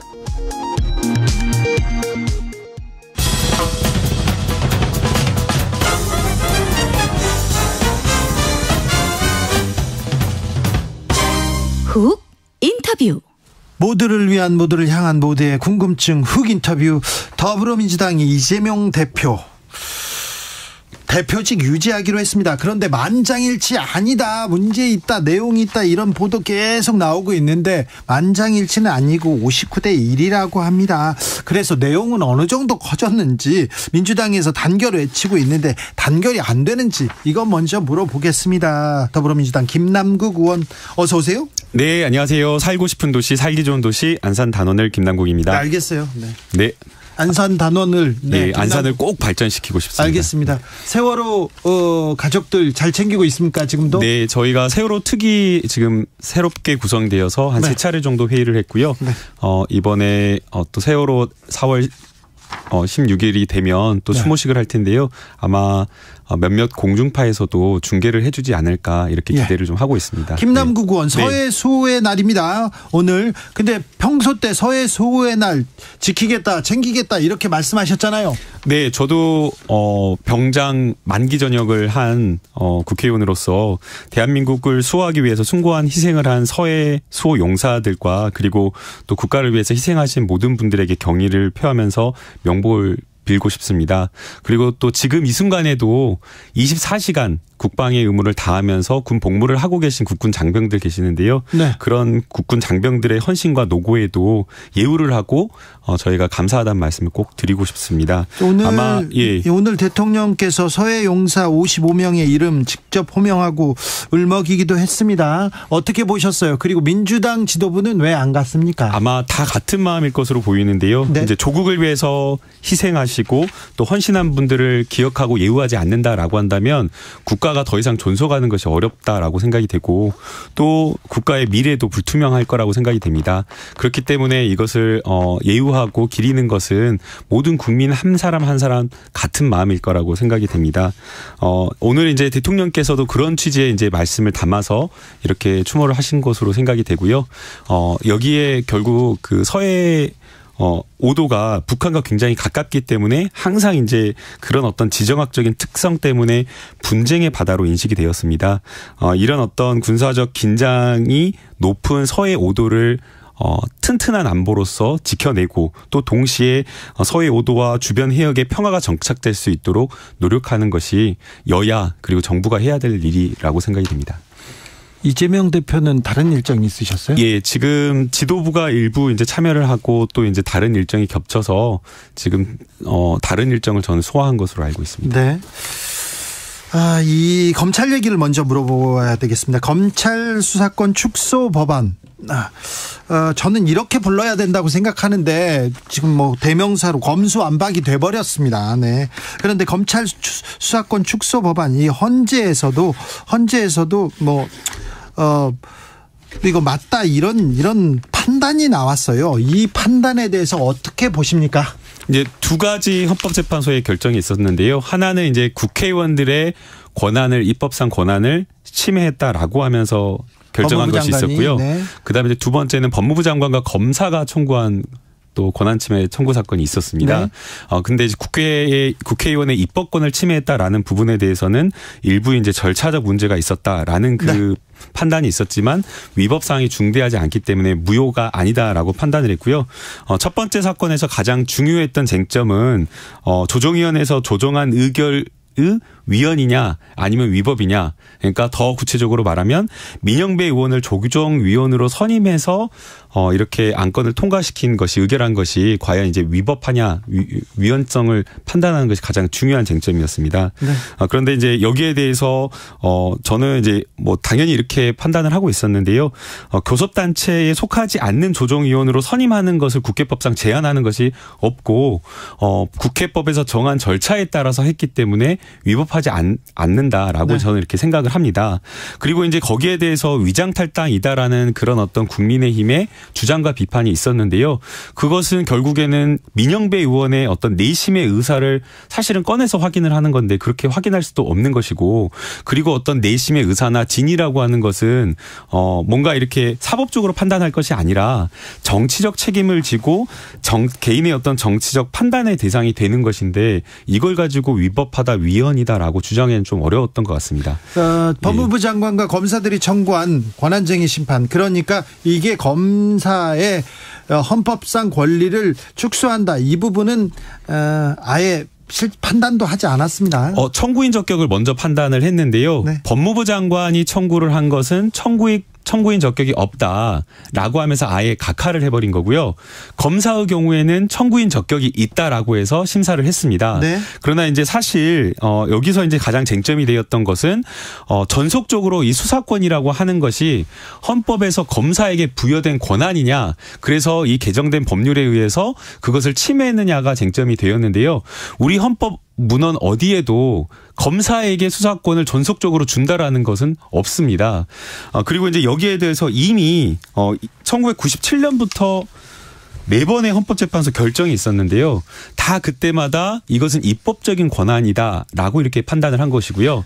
그 권한에 이제 뭐 저쪽 이제 청구인 측인 검사의 그 법무부와 이제 검사의 논리는 영장 청구권이 검사에게 주어졌기 때문에 이것은 결국에는 검사의 수사권을 인정한 것이다라고 도출을 했는데 우리 헌법재판소의 일반된 결정 이유는 그 영장 청구권이라고 하는 것은 검사의 기득권과 검사 수사권을 인정해 준 것이 아니라 네. 국민의 기본권과 인권을 지키기 위한 네. 그 장치로서 있는 것이다라고 하면서 여기에 대해서도 역시 인용을 하지 않고 기각을 했습니다. 법무부 장관이 헌재 판단 공감할 수 없다 이런 얘기를 했는데요. 이 점은 어떻게 생각하십니까?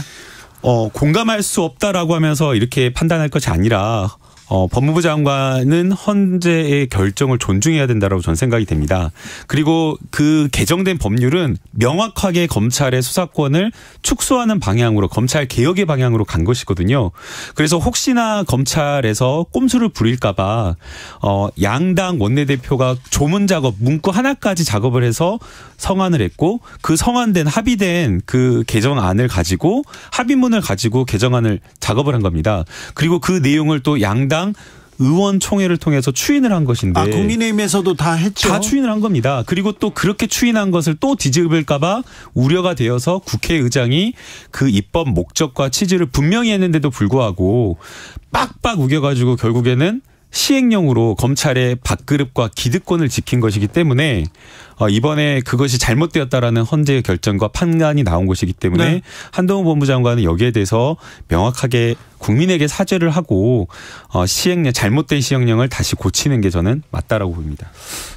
한동훈 장관 탄핵하자 이렇게 민주당에서 목소리 내고 있습니까? 제가 아직 그 기사를 못 봤는데요. 네. 지도부라든가 당 내에서 그 논의는 하고 있지 않고요. 네. 이미 명확하게 헌법재판소에서 잘못했다. 네. 한동훈 법무부 장관 아예 청구인 적격도 없고 기각이다 잘못했다라고 판단을 한 거거든요. 그리고 결정문에도 축소했다라고 하는 그 개정문의 입법 취지와 목적이 분명하게 나와 있습니다. 네. 그렇기 때문에 이미 헌법재판소의 판단을 받은 것을 또 탄핵이라고 하는 절차로 갈 필요가 없고요. 네. 이미 위법하고 불법하고 잘못된 일을 했기 때문에 여기에 대해서 한동훈 법무장관이 국민에게 사과하고 네.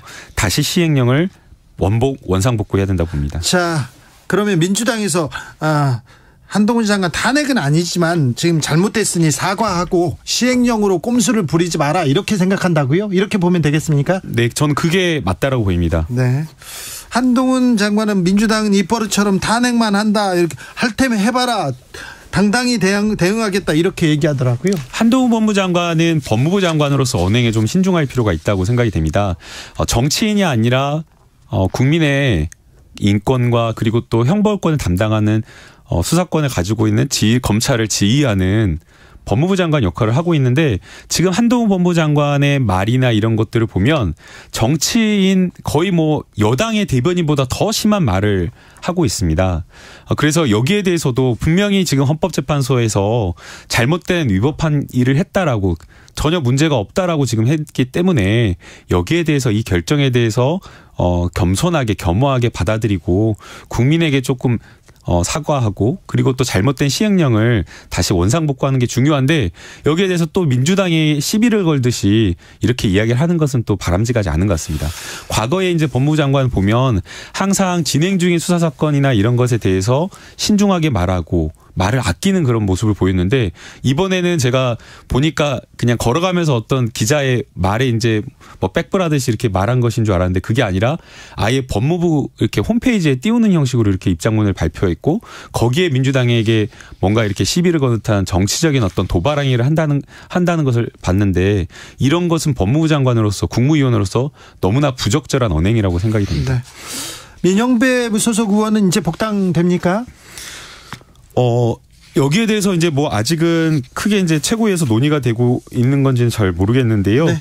결국에는 민영배 의원의 어떤 탈당이나 이런 것들이 본인의 어떤 자의적인 어떤 의사 결정에 의해서 정치적 결단에 의해서 한 것이기 때문에 아마 당 내에서 최고위에서 논의를 해서 결정을 할 것으로 생각이 됩니다. 네, 이재명 대표 기소 이후에 대표직을 어떻게 해야 되냐 이 부분 가지고 민주당이 조금 내용을 겪고 있습니다. 어떻습니까? 뭐 만장일치는 아니다 그런 보도가 계속 나왔어요. 네, 전해철 그 의원께서 너무 좀 빠르게 결정한 것 같다라고 하면서 좀 더 시일을 두고 이제 결정하자라고 말씀을 하셨었는데요. 네. 대다수의 당무위원들이 이게 이미 다 지난 1년 7개월 동안 많은 언론을 통해서 보도가 되고 공론화가 되었고 국민들도 소상히 알고 있고 또 당내 많은 의원들은 여기에 대해서 야당 탄압이고 정적을 제거하기 위한 수사다라는 것이 충분하게 확인되었기 때문에 빠르게 결정을 하는 것이 맞다라고 보아서 대표 유지한다. 예, 그래서 당무위에서 그렇게 만장일치로 결정을 했습니다. 이 재판 계속 될 거고 2, 3일씩 이렇게 재판에 가면 대표가 어떻게 대표직 유지할 수 있느냐, 그만둬라, 결단해야 된다, 그렇게 얘기하는 의원들이 있습니까? 저는 아직 주변에 그런 이야기는 못 들었는데요. 민주당 내가 그런 얘기 안 나옵니까? 네, 아직 제 주변에서는 그 이야기를 못 들었는데 과거에 이재명 경기도 도지사 시절에 역시나 마찬가지로 그때 한 달에 일주일에 2번씩 재판을 받으면서 도지사직을 수행을 했었습니다. 당대표직과 경기도 도지사 어떤 게 더 업무가 난이도가 높고 어렵고 일이 많냐, 이거 비교하기는 어렵지만 도지사 시절에 일주일에 재판 2번씩 나가면서도 17개 뭐 지자체단체장 중 1위 할 정도로 굉장히 높은 평가를 받았기 때문에 일하는 거는 걱정하지 일하는데 말라. 저는 문제가 없을 거라고 생각이 됩니다. 문제가 없다. 네, 오히려 지금 여기에 문제는 좀 있겠죠. 아니 이제 본인이 바쁘고 힘들 수는 있겠지만 네. 당무를 하는 데는 어려움은 없을 거라고 봅니다. 당 대표가 혼자 하는 것이 아니고 의사 결정은 최고위에서 함께 논의해서 결정을 하고 네. 또 그것을 집행을 뒷받침하는 전문성 있고 성실하고 우리 당의 헌신적인 당직자들과 또 주요 당직을 보직을 맡고 있는 여러 의원님들이 계시기 때문에 저는 무리는 없을 거라고 생각이 됩니다. 일명 개딸로 불리는 사람들이 이원욱 의원 사무실 앞에 가서 시위를 하려고 한다고 합니다. 집회를 하려고 하는데 민주당 중진 의원들이 버스에서 내려와, 너무 개딸 비명계 이렇게 극한 대립은 피해야 된다, 이런 성명을 내기도 했습니다.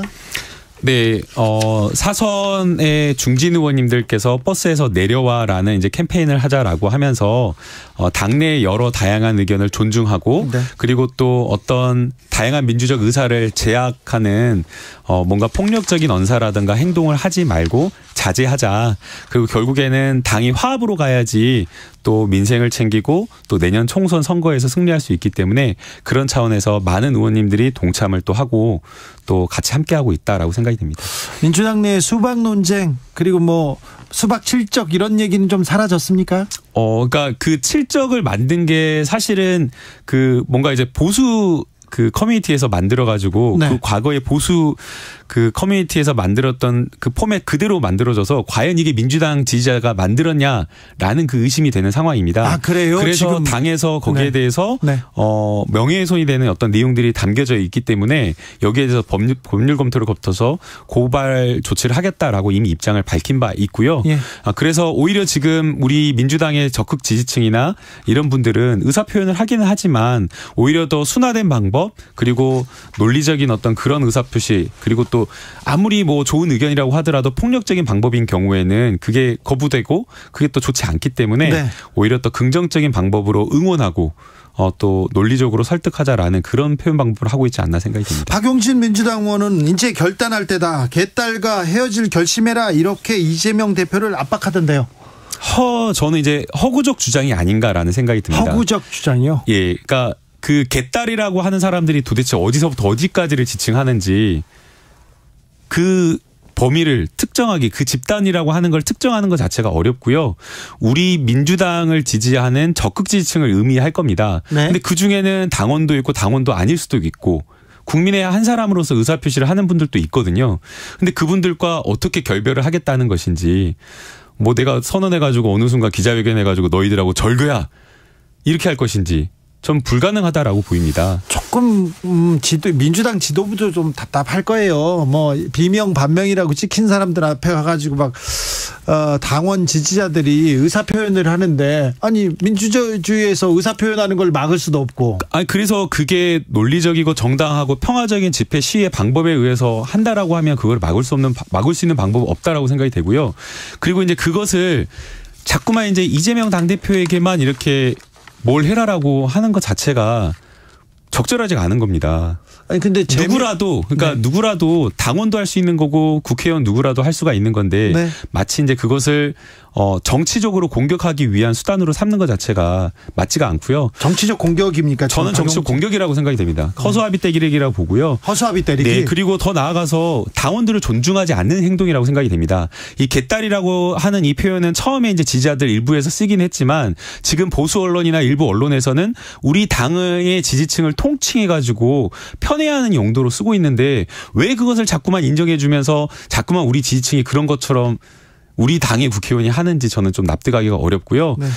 정말 문제가 되는 비난하고 욕설하는 것들은 당연히 그거는 법적 조치를 취하든 문제가 있다고 지적하는 건 맞지만 마치 우리 당에 그게 팬덤 문화가 있는 것처럼 그리고 또 우리 당의 많은 지지층이 그렇게 하고 있는 것처럼 이야기를 하는 것은 입증되지도 않은 사실, 근거도 없는 이야기를 가지고 저는 오히려 우리 당의 당원들의 마음과 그런 어떤 자존심을 훼손하는 일이라고 저는 생각이 듭니다. 지금 언론에서 개딸 약간 좀 폄훼하는 단어로 쓰는 것도 맞아요. 검수완박법도 마찬가지예요. 그런데 민주당 진영에서 그 말을 먼저 썼거든요. 누가요? 먼저 썼죠. 민주당 지지자들도 민주당 의원들도 썼죠. 예. 그걸 가져다가 윤석열 대통령 주변 검사들이 갖다가 지금 이제 그때의 평가와 지금의 평가가 좀 달라지는 것 같습니다. 그때와 다르다. 예. 그러니까 왜 그때와 다르다라고 하냐면요. 그때는 이렇게 많은 법률가들이나 전문가들이 조금 민주당이 과하는 것 아니냐, 좀 빠르게 법안을 개정하는 것 아니냐 이런 평가가 있었는데요. 지난 1년 동안 윤석열 검찰 공화국이 아니라 검찰 독재, 검찰 제국에서 보여줬던 행태를 보고 그때 민주당이 오히려 더 완전하게 더 완결성 있는 법안을 만들었어야 됐는데 라고 하면서 지금의 검찰의 행태를 비판하고 있습니다. 독도의 날 지정도 그때는 잘못됐고 지금은 맞습니까? 그런 의미가 아니라요. 네. 그때 상황과 지금 상황이 똑같다라고 한다면 당연히 같은 결론을 내릴 수가 있겠지만 법안 내용도 다르고 그때의 어떤 외교적 상황, 지금의 어떤 외교적 상황 이러한 모든 여러 가지 조건이 다르기 때문에 지난번에 검토되었던 법안의 검토 보고서 내용과 전문가들의 의견 이런 것들을 종합해서 판단하는 게 우리 사회가 진일보하는 길이라고 생각이 됩니다. 국민의힘 하영재 의원 체포동의안 민주당은 어떻게 결정합니까? 여기에 대해서는 뭐 당론을 결정한다거나 이런 것들은 없고요. 아, 그렇습니까? 네, 자율투표에 의해서 결정을 할 것으로 생각이 됩니다. 네. 지금 검찰에서 한상혁 방통위원장 구속영장을 청구했는데 이 부분은 어떻게 보십니까? 결국에는 그 방송통신을 장악하기 위한 검찰 동원이라고 생각이 됩니다. 그래요? 예. 그러니까 방송통신위원회는 그 어느 국가기관보다 더 정치적 중립성과 독립성이 요구되는 곳인데. 언론이니까요. 예, 거기에 우리 쪽 사람이 아니다. 우리가 마음에 드는 사람이 아니다라고 하면서 쫓아내기를 하는 건데 쫓아내라고 계속해서 압박을 했는데도 불구하고 나가지 않으니까 결국에는 검찰권을 동원해서 구속영장을 청구했다라고 하는 것은 정말 있어서는 안 되는 정말 폭력적인 그런 어떤 국정 운영이라고 생각이 되고요. 이런 부분은 수사권 남용으로 비춰질 텐데요. 그러면 검찰 수사의 정당성을 해칩니다. 다른 검찰 수사도 이거 정치적인 거 아니냐 이렇게 얘기할 수도 있거든요. 이미 그 판단은 다 끝났다고 생각이 됩니다. 지금 검찰의 모습은 그야말로 그 정권, 이 지금 정권과 하나 한 몸처럼 일체처럼 움직이고 있고 그리고 그러한 어떤 국정 운영에 검사권, 이 수사권을 남용해서 일종의 협박, 겁박으로 사용하고 있기 때문에 저는 굉장히 심각한 문제라고 보이고요. 여기에 대해서 적어도 깨어있는 검사들이 문제를 제기를 해야 되고 그리고 마지막 보루라고 있는 사법부가 올바른 판단을 결정을 하는 게 너무나 중요하다고 생각이 됩니다. 마지막으로 김건희 특검, 대장동 특검은 어떻게 돼가고 있습니까? 네, 지금 정의당의 협조가 굉장히 절박한 상황인데 자꾸만 법사위에서 하라라고 하는데 법사위에 김도우 위원장이 있어서 아무것도 상정조차 되지 않고 있습니다. 그래서 부디 정의당이 좀 전향적으로 판단을 해서 대장동과 김건희 특검, 국민의 거의 60% 이상 70% 가까이 찬성하는 이 법안을 통과시키는데 함께 해주기를 간절히 바라는 마음입니다. 여기까지 듣겠습니다. 김남국 더불어민주당 의원이었습니다. 네, 감사합니다. 정치 피로, 사건 사고로 인한 피로, 고달픈 일상에서 오는 피로. 오늘 시사하셨습니까? 경험해보세요. 들은 날과 안 들은 날의 차이. 여러분의 피로를 날려줄 저녁 한 끼 시사. 추진우 라이브.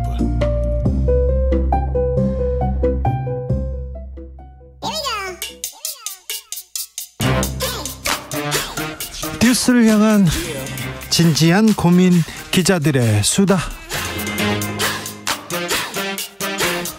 라이브 기자실을 찾은 오늘의 기자는 미디어오늘 정철은 기자입니다. 어서 오세요. 안녕하세요. 네, 어떤 얘기부터 시작할까요? 제가 작년까지 방통위 출입을 3년 했었는데 네. 방통위원장을 상대로 오늘 이제 구속영장을 청구했죠, 검찰이. 네. 상상도 못했던 일이 일어났습니다. 네. 앞서 지난 수요일이었죠. TV조선 재승인 심사 때 고의 감점이 있었다는 의혹과 관련해서 네. 한상희 위원장이 이제 14시간 동안 피의자 신분으로 검찰 조사를 받았고 예. 오늘 이제 구속영장을 청구했고요. 실질 심사는 다음 주 수요일인데 여기저기서 되게 우려의 목소리가 나오고 있습니다. 네. 일단 그러면 도대체 왜 구속영장이 청구됐느냐? 네. 혐의를 좀 보면 크게 이제 위계에 의한 공무집행 방해 그리고 직권남용 혐의 2개인데요. TV조선이 2020년 종편 재승인 심사를 받습니다. 네. 그때 이제 공적 책임, 공정성 부분에서 꽈락을 받습니다. 그러니까 네. 점수가 너무 낮게 나왔어요. 네. 그래서 조건부 재승인을 받았는데 이 과정에서 이 심사위원들이 고의로 점수를 낮췄다. 그리고 한상혁 위원장이 이걸 알고도 다른 상임위원들에게 알리지 않는 식으로 개입했을 가능성이 있다. 검찰이 이렇게 보고 있고요. 가능성이 있다. 예. 그걸로 구속영장을 청구했다고요? 예. 그리고 한 위원장이 특정 인물을 재승인 심사위원으로 위촉하는 데 관여했다. 또 의심하고 있답니다. 검찰이. 아니 방통위원장이니까 그거 당연한 권리 아닙니까? 권한 아닙니까? 그래서 지금 한 위원장의 경우는 자신을 둘러싼 혐의 모두 부인하고 있습니다. 네. 약간이라도 부당한 지시를 한 적이 전혀 없다. 이렇게 밝히고 있고요. 네. 그런 지시를 내릴 수 있는 상황도 아니다. 네. 이런 부분들을 강조하고 있는데 사실 이게 방송장악의 어떤 시작이 아니냐 그런 네. 우려들이 나오고 있습니다. 그런 우려가 좀 큽니다. 이명박 정부 시절에 방통위원장 최시중 방통위원장이 앉아서 그 다음에 방송 장악했던 그 과거를 국민들은 잊지 않고 있다. 그때 검찰에서 MBC에 KBS에 어떤 좀 초법적인 일들을 했고 다 무죄가 나왔던 사건. 하지만 예. 사장과 수뇌부들을 다 바꿔치기 했던 그런 기억을 되게 아픈 기억을 지적을 잘 해주셨는데요. 2008년에 사실 첫 번째 방송장악이라고 한다면 이제 KBS 정현주 사장과 해임 사건과 관련된 예를 들 수 있겠는데 그 당시가 지금이랑 되게 유사합니다. 일단 감사원이 들어와서 감사를 하고요. 네. 감사 결과를 발표하면서 해임을 검찰. 건의하고 네. 그리고 그걸 바탕으로 검찰이 수사에 들어가고 네. 기소를 합니다. 네. 근데 아시겠지만 정현주 사장 무죄에 나왔어요. 예, 무죄가 나왔고 그 당시 검찰의 기소는 이제 기소권 남용 사례로 네. 기록이 됐는데 역사상 아주 오래오래 남아 있습니다. 그때 정현주 사장이 판단을 한 근거가 재판부의 결정이었어요. 예, 맞습니다. 그런데 판사들이 이렇게 해라 해가지고 그 재판부의 결정을 믿고 이렇게 집행했는데 그거 잘못했다고 그게 검사들이 배임이라고 네. 했었는데 모두 다 무죄 대법원에서 나왔죠. 무죄가 나왔었고요. 지금 이제 방통위 과장, 국장, 재승인 심사위원장 전부 다 구속 기소된 상황이고요. 그럼 왜 이렇게 한 위원장을 괴롭히느냐? 이분이 문재인 정부에서 임명된 분입니다. 임기가 오늘 나가라고 했는데 안 네. 나갔죠. 예. 일단 검찰이 기소를 하면 여당에서 위원장 직무 정지하라 이런 주장이 나올 가능성이 있고요. 그렇게 해서 직무가 정지된다면 이제 KBS, MBC, YTN 차례차례 어떤 경영진 교체를 위한 어떤 그 강압적인 움직임이 있지 않겠냐 그런 우려가 있는 상황입니다. 추워요. 네. 그냥 춥다고요. 봄인데 춥네요. 네. 봄인데 춥습니다. 자, 방송법 개정안 얘기 나오는데 어떻게 봐야 됩니까? 네, 최근에 문화일보나 조선일보 사설을 보면 윤석열 대통령의 거부권 행사는 당연한 책무다 이런 주장을 하거든요. 네, 방송법 개정안이요? 예. 그러니까 방송법 개정안이 지난 21일이었죠. 국회 본회의로 직회부가 됩니다. 네. 이제 그래서 본회의로 넘어간 상황인데 사실상 네.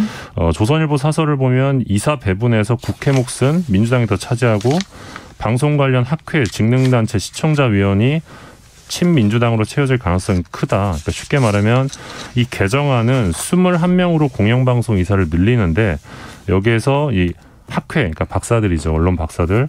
학회에서 6명 추천, 또 이제 뭐 방송기자연합회나 PD연합회 같은 곳에서 또 6명 추천, 그리고 이제 시청자위원회에서 4명을 추천하는 개정안입니다. 네. 근데 이런 추천 몫을 갖고 있는 직능단체, 학회, 그리고 시청자위원회가 다 친민주당이다. 그러니까 법이 이렇게 개정되면 민주당 공영방송 연구장악법이 된다. 아니 교수가 단체 뭐 학회가 다 민주당이다. 이건 좀 너무한 거 아닙니까? 그러니까요. 그러니까 학회는 사실 다양한 정치 성향을 가진 학자들 모임인데 보수적인 학자들도 많습니다. 그럼요. 네. 그분들이 이제 국민의힘 세미나에 나가서 발제도 하시고 토론도 하시는데 네.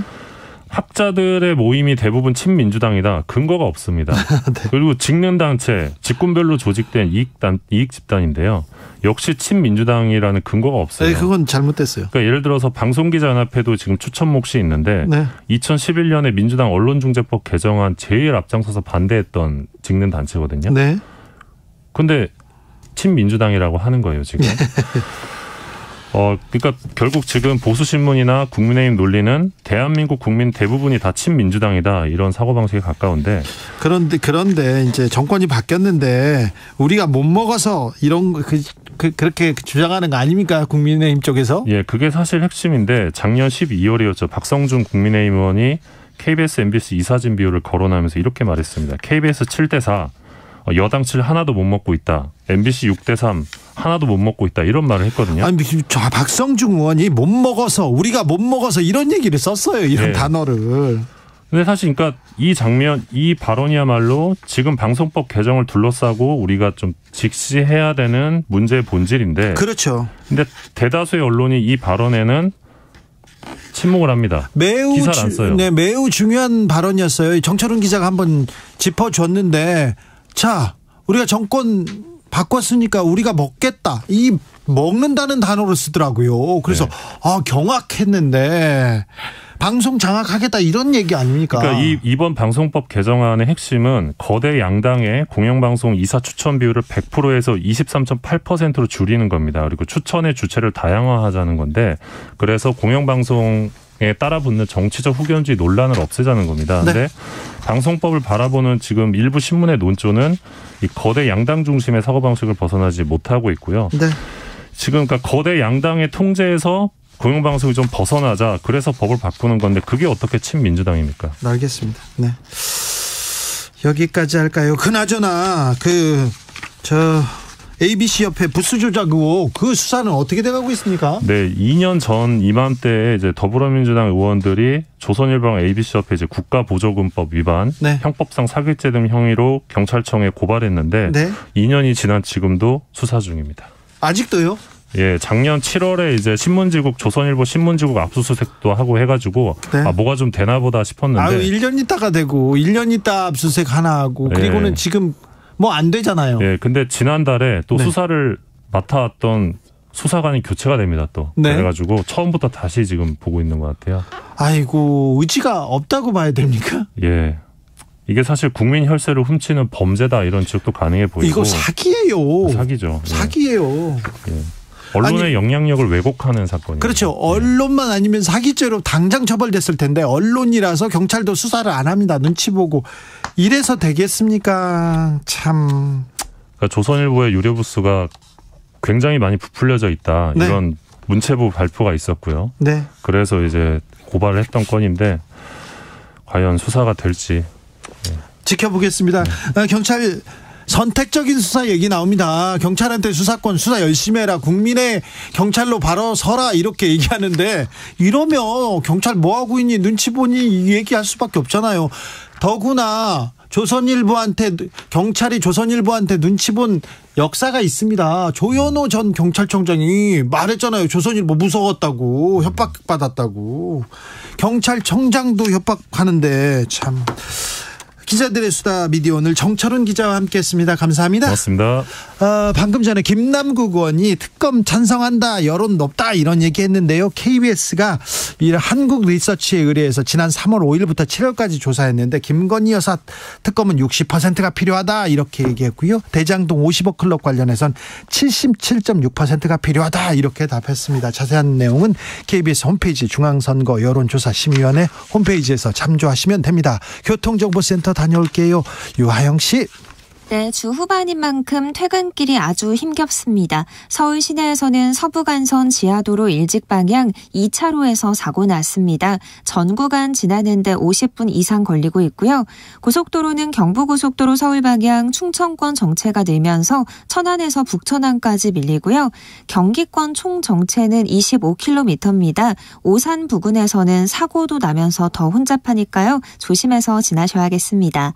중부고속도로 하남 방향 일죽에서 모가까지 막히고 곤지암부터 중부 1터널까지 긴 구간으로 밀립니다.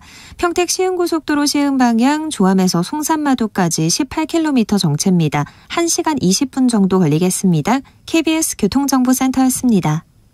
지금도 우리 학교에 대한 차별은 해방 직후에 일본 총부의 정신이나 조선학교가 있었기 때문에 나는 알아서 살 수 있고 나는 조선 사람으로서 살 수 있습니다. 조선학교를 살리자.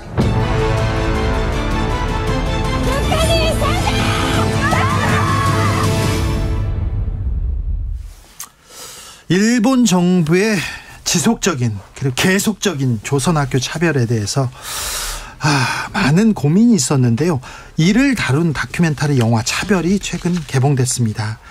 우리가 몰랐던 조선학교 학생들의 진실, 차별에 대해서 김지은, 김도희 감독이 다큐멘터리 차별을 만들었는데요. 김지은, 김도희 감독 그리고 강하나 배우 함께 모셔서 이야기 들어보겠습니다. 안녕하세요. 예, 반갑습니다. 네, 고생하셨습니다. 네. 참 훌륭하십니다. 아이고, 네, 네. 강하나 배우님, 네. 존경합니다. 감사합니다. 네. 다큐멘터리 차별은 어떤 내용을 담고 있습니까? 예, 2010년부터 일본은 일본 내에 있는 모든 고등학교, 외국인 학교를 포함해서 무상교육. 예, 무상교육을 실시했는데 네. 그 중에 조선 고급학교 10개교만 네. 제외하는 조선학교만 안 줘요. 예, 예. 이거 이상하잖아요. 예, 그래서 2013년부터 네. 도쿄, 오사카, 아이치, 히로시마, 큐슈 조선 고급학교가 네. 국가를 상대로 소송을 진행합니다. 소송하는데 어떻게 되고 있습니까? 예, 소송은 이제 다 끝났고 2019년도에 네. 예, 2019년도, 2021년도 예. 네. 대법원 패소로 예, 판결이 패소했습니다. 5개 지역 다 패소했습니다. 그래요? 예. 그래서 지금 일본에 있는 그 조총련 계열의 조선학교들은 일본의 지원을 하나도 받지 못합니까? 법 바깥에 있습니까? 예, 하나도 받고 있지 않습니다. 그래요? 네. 그럼 지금 학교가 줄어들고 있습니까? 학교는 어떻게 운영되고 있습니까? 학교가 예전에 많을 때는 160개 넘게 학교가 있었고 예. 한 6,000명, 7,000명 넘게 학생들이 다니고 있었는데 네. 지금은 60개 정도, 60여 개. 예. 그리고 학생 수로는 예전에는 한 4만 명 정도였다면 지금은 한 5,000명, 6,000명 정도만 학교를 다니고 있습니다. 네. 강하나 배우님은 일본에서 조선학교를 나오셨죠? 네, 맞습니다. 네. 그래서 거기 졸업하셨죠? 네, 졸업을 했습니다. 네. 어떻게 참여하게 되셨어요, 이 작품에? 저는 이제 감독님들이 이제 고교 무상화 재판을 촬영을 하실 때 저는 네. 학생이었거든요. 그때? 그래서 네. 그래서 어쩌다가 이렇게 촬영에 같이 촬영을 하게 됐고 예. 네, 그렇습니다. 배우까지 참여하게 됐고요. 네, 그렇습니다. 훌륭하시네요. 감독님들도 훌륭하신데요. 우리 배우님이 훌륭하신 것 같아요. 그런데 일본에서 나고 자라고 네. 이런 작품에 이렇게 나오면 조금 뭐라고 해야지 차별을 받을 수도 있어 이렇게 생각을 할 수도 있거든요. 네. 그죠. 차별을 받을 수 있다는 생각은 많이 했었던 것 같아요. 왜냐면은 일본에서 되게 아직까지 차별이 엄청 많고 예. 그래서 한국에서도 조선학교에 대한 편견을 갖고 계시는 분들이 많더라고요. 그러니까요. 그래서 어쩌다 보면은 제가 한국에서도 일본에서도 좀 많이 불이익을 받을 수도 있겠다라는 생각은 좀 많이 한 것 같아요. 그래요. 네. 그러니까 일본에서는 뭐 제1조선인이라고 차별을 받고 네. 한국에 오면 저기 일본 사람 아닌가 그런 시선이 있잖아요. 맞아요. 제가 일본에서 왔다 제일 교포다 이렇게 말을 하면은 네. 그러면 너는 일본 사람이야? 이렇게 물어보시는 분들이 되게 많더라고요. 제일 네. 동포들에 대해서 아예 모르시는 분들이 많다 보니까 네. 그러면 너는 일본에서 언제 한국에서 태어나고 언제 일본으로 넘어간 거야? 이렇게 질문을 하시는 분들도 많고. 네. 좀 부끄러운데요. 한국 사람들이 제1조선인의 역사 그리고 지금 현실에 대해서 잘 몰라요. 네. 좀 우리가 좀 도와야 되는데 좀 이 현실을 좀 잘 알아야 되는데 그래서 이 작품이 나왔습니다. 그렇죠? 두 분 다큐멘터리 이거 쉽지 않은데 다큐멘터리 쉽지 않은데요. 얼마나 고생하셨어요. 근데 배급이 더 힘든 것 같아요. 그래요? 만드는 것보다? 네, 지금 좀 많이 알리려고 하는데 저희 배급사에서도 되게 열심히 해서 상영관을 잡았는데 너무 안 열어주시더라고요. 아이고. 주제가 그래서 그런지. 이거 되게 중요한 주제입니다. 한일 정상회담 이후에 우리의 또 정체성에 대해서 또 고민해 볼 수 있는 좋은 기회인데 아침 8시에 보라고 하고 저녁 11시에 보라고 막 그렇죠. 작은 관에. 그렇죠. 내가 그거 잘 알아요. 직장인들은 못 보신다고. 그러니까요. 자, 일단 현실을 알아야 되는데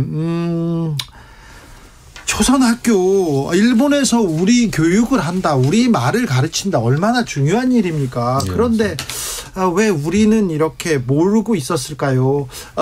다큐멘터리를 만들어야 되겠다고 결심하게 된 계기가 있습니까? 저희가 2012년도에 또 조선적 제일동포들이 있지 않습니까? 네. 제일동포 중에 남도 북도 아닌 조선. 네. 조선을 유지하고 계신 그러니까 식민지 이전의 조선을 있죠. 유지하시는 분들이 그러니까 한국에 입국 금지가 되는 일들이 계속 있었거든요. 그래서 그 문제로 저희가 항로라는 다큐멘터리를 하나 만들었을 때 이 고교무상화 소송이 진행 중이었습니다. 알고는 있었지만 그때는 저희가 다른 작업들을 하고 있었기 때문에 참여를 못했고 이후에 2017년도에 이제 히로시마 첫 판결이 나오는데 그때 저희가 한국에서 그 SNS를 보고 어떤 동포분이 영상을 올렸는데 너무 충격적이어서 그 오열하고 하시는 모습들이 이거는 무조건 가야 되겠다라고 해서 그냥 무작정 9일 후가 오사카 재판이었거든요. 그래서 일단 무작정 갔습니다. 가서 기록하고 그때 제가 오마이뉴스 시민기자가 등록이 돼 있었는데 거기다 기사도 좀 올리고 SNS에 올리고 동영상 편집해서 또 조금 알리고 그래서 그 이후에 이제 한국 언론에서 조금씩 관심을 가지기 시작했고. 네, 오사카에서 조선학교들이 사라진다 이런 그 보도가 나온 게 몇 년 전인데요. 학교가 하나씩 없어지고. 네, 그런 보도가 나온 것도 몇 년 전이에요. 그리고는 또 사라졌어요, 관심에서. 네, 맞습니다. 그렇죠. 관심을 이어가야 되는데 일단 실체를 잘 알아야 됩니다. 그래서 이 다큐멘터리 차별이 나왔습니다. 그리고요, 일단은 이 차별을 많이 봐야 되겠습니다. 그죠? 많이 봐주셔야 많이 봐주셔야 영화 얘기를 좀 해봐요. 이거 꼭 봐야 돼. 이걸 좀 김치훈 감독님 좀 가만히 계세요. 전혀 지금 대중한테 어필 못 하고 있습니다. 김도희 감독께서 이제 제가 차별을 촬영을 하면서 정말 부끄러웠어요. 저가 대한민국의 국민이라는 게 이유가 차별에 정말 많은 일본 분들이 많이 정말 도와주고 계세요. 조선학교에 대해서. 그 변호인단들이 7년 동안 소송 준비를 하고 소송을 했는데 다 무료로 변론을 해 주셨거든요. 그리고 지금 또 아직까지 그 재판이 끝났지만 그 집회에 모든 조선학교를 지원하는 일본 분들이 너무 많으세요. 조선학교를 지원하는 사람들은 많은데 정부는 어떻게 하고 있습니까? 일본 정부는 차별을 하고 있죠. 차별을 그러면 국가적인 차별이죠. 자, 등록금 안 내는 거 말고도 또 차별합니까? 지금 유보무상화에서도 지금 조선학교, 조선 유치원만 또 제외가 됐고요. 유치원도 지금 차별해요? 네. 지금 끈질기게 투쟁하면서 조금씩 얻어내고는 있다고 하시지만 그 국가적인 차별이 너무 크기 때문에 그래서 조선학교도 지금 줄고 있거든요. 그 돈이 너무 많이 들잖아요. 학부형들이 보내려면은. 그래서 그 차별을 촬영하면서 도대체 남쪽에서는 뭐를 했나 우리 쪽에서는 그냥 무관심이었죠. 그러니까 이건 좀 부끄러워요. 잘못됐어요. 그거를 저희가 좀 느껴야 된다라고 생각을 했어요. 그래서 이 다큐멘터리가 나왔습니까?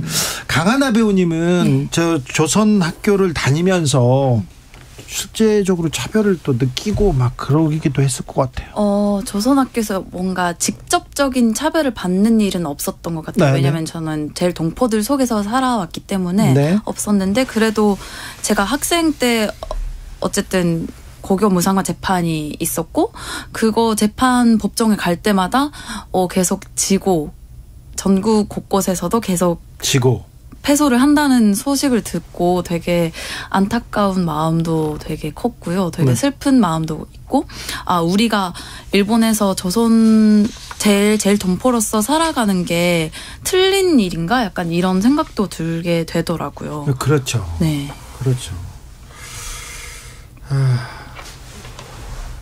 근데 한국말을 한국말을 너무 잘하십니다. 감사합니다. 네. 한국에 계십니까? 네, 지금은 한국예술종합학교에서 연기를 전공하고 있습니다. 이게 그 영화도 출연하고 네, 배우로 지금 활동하고 계십니까? 네, 준비 중입니다. 한국에서 이렇게 활동하실 거예요? 일본에서 활동하실 거예요? 저는 이제 한국에서 활동을 하고 싶다는 생각이 좀 더 큽니다. 이제 왜냐면은 제가 2016년도에 나온 영화 귀향에 참여를 하면서 귀향이 또 일본군 성노예 문제를 다룬 영화다 보니까 일본에서 조금 뭔가 저에 대한 협박 그런 있었어요? 게 있었어요. 사실 그래요? 일본에서 영화에 출연한다는 이유로. 네, 맞습니다. 아이고 이런. 네, 그래서 일본에서 활동하기가 조금 쉽지 않아서 이제 한국에서 저도 어떻게든 활동을 했으면 좋겠다 이런 마음으로. 학교에 말은 이렇게 그냥 담담하게 했지만 엄청난 일이었을 거예요. 네, 그때 제가 중학교 3학년이었던 걸로 기억하는데. 중학교 3학년인데. 네, 그랬던 기억이 있습니다. 전화가 왔어요? 전화가 온 게 아니라 이제 인터넷에 제 얼굴 사진들이랑 어디서 인터넷에서 주워온 뭔가 친구들이랑 찍혀 있는 사진 같은 거 그리고 집 주소나 그런 전화번호나 이런 게 다 인터넷상에 올라오더라고요. 네, 그랬습니다. 근데 한국에서도 조선학교 출신이라고 또 알려지고 나서는 또 그래요? 댓글들이 엄청 이런 진짜 험한 말 나올 뻔했어요. 그런 사람들이 있으면 신경 쓰지 마세요. 신경 쓰지 마세요. 아주 나쁜 사람이 아주 나쁜 참. 저한테 얘기하세요. 제가 혼내줄게요. 그런데 우리 배우님은 아까 말했듯이 귀향 끝나지 않은 이야기에 출연하셨어요. 그리고 또 이번 이렇게 역사적인 다큐멘터리 차별에 참여했는데 사실은 이거 엄청난 용기거든요. 그래서 제가 존경한다고 얘기한 거예요. 네, 쉽지 않았을 거예요. 출연 결심하는 거. 주변에서 또 하지마 걱정이야 이런 얘기도 들었을 거 아니에요. 네, 그렇죠. 근데 사실 제일 동포로서 살고 싶다는 정체성이 저한테는 있거든요. 조선학교에서 배우면서 교육을 받으면서 이제 그래서 그러면 나는 제일 동포로서 무엇을 할 수 있을까? 이렇게 생각을 했을 때 한국에서 활동하는 제일 동포 배우들이 많이 없잖아요. 그래서 한국에서 그렇게 활동을 하면서 제일 동포라는 존재를 알릴 수 있는 역할이 됐으면 좋겠다는 생각이 커요. 그래서 한국에서 활동하면서 일본이랑 한국이랑 제일 동포들을 이어주는 그런 징검다리 같은 역할을 할 수 있었으면 좋겠다라는 생각을 갖고 있습니다. 보통 보통 저는 배우로 평가받고 싶습니다 이렇게 얘기하지 제일동포 배우가로도 평가받고 싶습니다 인식되고 싶습니다 이렇게 말하기 쉽지 않은데 엄청 훌륭하시네요. 아닙니다. 강하나 배우입니다. 엄청 훌륭하십니다. 네, 같이 작업하면서 즐거우셨겠어요. 네, 이제 거의 조카 같은 친구여가지고 근데 정말 이렇게 되게 좋은 생각을 바른 생각을 가지고 잘할 수 있게 한 게 조선학교였던 것 같아요. 하나가. 그렇죠. 정말 어릴 때부터 이렇게 말하는 거나 이런 것들을 보면은 정말 선생님들이 아껴서 키워주고 있다는 거를 느끼겠더라고요. 교육보다 더 중요한 게 어디 있어요. 그런데 이런 말 하면 또 색안경을 끼고 듣는 분도 있지만 조청년계에서는 학교를 지어서 계속 우리말 교육도 시키고 우리얼 교육도 시켰습니다. 그런데 민단이라고 해야 되나요? 우리나라는 그런 배려, 그런 노력, 투자 그런 거 거의 없었습니다. 그래서 굉장히 빚지고 있다 이렇게 생각하는 사람도 많습니다. 김지훈 감독님은 계속해서 제1동포 관련된 이런 관련된 다큐 그리고 작업을 해오고 계시네요. 제1동포 단체에서 저희가 이제 활동을 하거든요. 활동하다 보니까 또 다른 단체 사람들하고도 연대도 되고 그러면서 살린 동포도 만나고 연결해 있는 조선족 동포들도 만나고 그렇게 해서 이제 근데 거기 기록들이 원치 안 돼 있으니까 네. 저희가 계속 기록 작업들을 해 나가고 있습니다. 네. 아마 앞으로도 계속 그 작업들을 해 나갈 것 같고 이제는 그분들이 다 부모고 친척이고 뭐 하나양처럼 조카처럼 돼서 네. 아마 그 작업들은 계속 이어질 것. 해 나갈 것 김도희 감독님은요? 아마 저희가 같은 회사거든요. 저희 네. 대표님이세요. 아, 그래요? 네, 그래서 되게 존경하는 부분이 되게 많아서 이런 마인드를 저도 그 김주영 감독한테 솔직히 많이 배웠거든요. 네. 그래서 아마 앞으로도 계속 같이 작업을 하게 나갈 것 같습니다. 네. 감독님, 예. 한일 정상회담 어떻게 보셨어요? 어디에서 보셨어요? 예, 집에서 봤는데 네. 예. 예상은 하고 있었지만 더 충격적인 지금 행보들을 보이는 것 같아서 어떤 쪽으로요?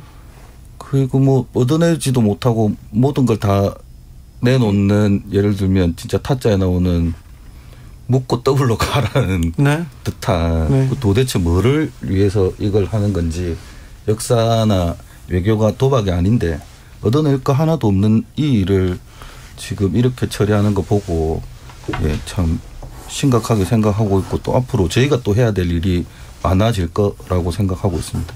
저 배우님한테 이거 물어봐도 되는지 모르겠는데 배우님 생각 말고요. 제1동포들 동포 사회에서는 네. 이 한일 정상회담 어떻게 생각합니까? 감독님이 말씀하신 것처럼 참 안타깝다라고 생각하는 동포들이 많을 것 같아요. 그래요? 네, 왜냐면은 저희는 일본에서 살지만 그래도 우리의 뭐 고향이고 우리의 조국은 한반도에 있다 이렇게 우리의 네. 뿌리는 한반도에 있다 이렇게 생각을 하거든요. 그래서 조선 교육을 받고 조선어 네. 한국말을 절대 잊지 말자고 맞아요. 지금. 일본에서 살아도 우리 민족을 잊지 말자 이렇게 교육을 하거든요. 네. 그래서 되게 보면서 이게 참 잘 뭐 안 된 일이다 이렇게 생각하는 분들도 많은 것 같아요. 자존심이 조금 상했구나. 3625님께서 차별 내일 부산 영화의 전당에서 12시 40분에 딱 한 번 합니다. 인디 상영관이라 34석 작은 곳입니다. 저희 애들과 같이 보러 가려고 합니다. 저 큰아버지 강제 동원돼가지고 일본 끌려가셔서 4년 전에 교토에서 돌아가셔서 더 짠합니다. 역사의 이 한 대목이잖아요. 그리고 제1동포라고 하시는 분들 한 사람 한 사람 얘기를 들어보면 거의 현대사 한 편의 소설을 쓸만한 대하 소설을 쓸만한 그런 이야기들인데 이 차별 보고 조금 우리의 현실 그리고 일본에 있는 우리 동포들이 어떻게 교육받고 어떻게 살고 있는지 좀 생각해야 될 것 같습니다. 그런데 계속해서 상영관이 없어요 얘기 많이 하네요. 걱정이네요. 일단은 초반에 많이 봐야 돼요. 네. 초반에 많이 봐야 됩니다. 좀 보시기 힘들다 어렵다고 하시는 분들은요 그냥 예매만 하고 안 가는 방법도 있어요. 그런 방법도 네, 강추하진 않습니다만 그런 방법도 있다고 생각합니다. 그런데 자 이런 작품을 가지고 이렇게 우리가 지금 역사에 대해서 돌아보고 한일 관계에 대해서 돌아보고 되게 좋은 시점에서 이런 차별이 지금 개봉한다고 생각되는데 주변에 좀 반응은 어떻습니까? 요새 집이를 하나양하고 이제 3명에서 다니는데 네. 몰랐던 사실을 알게 돼서 무지를 이제 일깨우게 됐다라는 분들도 많으시고 네. 정말 그냥 북한 학교구나라고 생각을 하셨던 분들도 계시더라고요. 그래서 뭐 좀 약간 외면했다, 회피했다 그런 분들도 있어요. 그런데 북한 학교가 아닙니다. 네, 맞습니다. 조총련계 학교라는 게 조선 학교가 그러면 조총련계 학교라고 된 이유를 좀 잘 아셨으면 좋겠어요. 우리 쪽에서는 아무것도 안 했잖아요. 네. 남쪽에서는. 그래서 북한 학교라는 인식을 전혀 이제 없앴다라는 분들도 많이 계시고 많이 우셨다는 분들이 되게 많으세요. 왜냐하면 그러니까. 아이들이 배우는 권리잖아요. 그렇죠. 근데 그거를 안 그래도 힘든 일본 땅에서 식민지 시대부터 이렇게 사셨던 분들이 그렇게 차별을 당하고 있다고 하니까. 아니 아이들 가르치자는데 아이들 먹이자는데 그걸 일본 정부에서 반대하고 이 조선학교만 이렇게 차별하고 있습니다. 이게 이런 야만적인 일이 지금 벌어지고 있는데 이거 잘 모르셨죠? 자 일단은 차별을 많이 보셔야 될 것 같고 그리고 어찌하면 조선학교를 좀 도울 수 있을까요? 저희는 이제 부산에 있습니다. 부산에서 활동하는 그 시민단체들도 굉장히 많아요. 네. 서울에도 있지만 부산에도 저희가 조선학교와 함께한 시민모임 봄이라는 이런 연대 단체들이 되게 많아요. 아, 있어요? 서울에는 몽당연필이라고 그리고 우리 학교 아이들 지킨 시민모임 이런 연대 단체들이 많거든요. 네. 그런 시민단체에 좀 같이 힘을 좀 주시면 네. 학교에 필요한 뭐 물품이나 학생들이 뭐 솔직히 물품도 많이 부족할 거잖아요. 네. 이제 지원이 안 되니까 네. 그런 필요한 물품들도 지원할 수 있고 네 정말 여기 남쪽에서도 이렇게 같이 하고 있는 삼촌 이모들이 많구나 이런 것들이 정말 힘이 된다고 하거든요. 네. 그래서 그렇게 좀 힘을 좀 같이 단체에도 조금 가입을 하셔서 좀 해주셨으면 좋겠습니다. 이번에 정상회담 때 일본에 있는 동포들 학교는 도와줘라 한마디라도 좀 해주셨으면 어떻게 참. 그 김건희 여사가 이번에 동경 한국학교에 가서 그 얘기했던 게 교육에는 국경이 없다라고 얘기했다던데. 네. 그 제일동포 이 조선학교에도 국경이 없다. 네. 사상이나 이념이 관심을 없다는 좀 것들을 가져주셨으면 좋겠어요. 9982님께서 이 영화 꼭 보겠습니다. 배우님, 감독님 고맙습니다. 이렇게 감사합니다. 얘기합니다. 양채주님도 저도 차별 꼭 보겠습니다. 얘기하는데 아무래도 안 되겠어요. 두 감독님 보니까 자, 이 정도 관객 수는 좀 채웠으면 좋겠다. 자, 흥행 가도에 달리면 자, 내가 뭘 하겠다. 관객 수나 챌린지 공약을 한번 하셔야 되겠어요. 주로 이거 정우성이나 강동원 그런 스타들이 하는 건데 자, 한번 하셔야 되겠어요. 그 유명한 하나 배우가 왜 어려운 거 하나 배우는 맨 나중에 시킬게요. 자, 김지훈 감독님. 뭐를 하지? 자, 김지훈 감독님. 예. 챌린지 얼마는 들어야 됩니까 이거? 예, 최소 10,000명은 봤으면 좋겠습니다. 아이고, 10만 명은 봐야 됩니다. 10만 명은. 자, 김도희 감독님, 자, 네. 10,000명 이상의, 자, 10,000명, 5만 명, 10만 명 되면 뭐 하겠다. 공약 하나 거셔야 되겠어요. 저희 부산에 항일거리가 있어요. 네. 그 강제징용 노동자상도 있고 위안부 소녀상도 있거든요. 네. 거기 앞에서 뭘 할까요? 뭐라도 해야 되겠어요. 네, 일주일간 시위라도. 아니요, 시위 말고요. 좀 즐거운 거 하세요. 왜 본인 괴롭히는 거 그런 거 저희는 싫어합니다. 뭘 해야 되나? 네. 너무 갑작스럽게. 자, 두 감독님한테는 기대가 별로 없고요.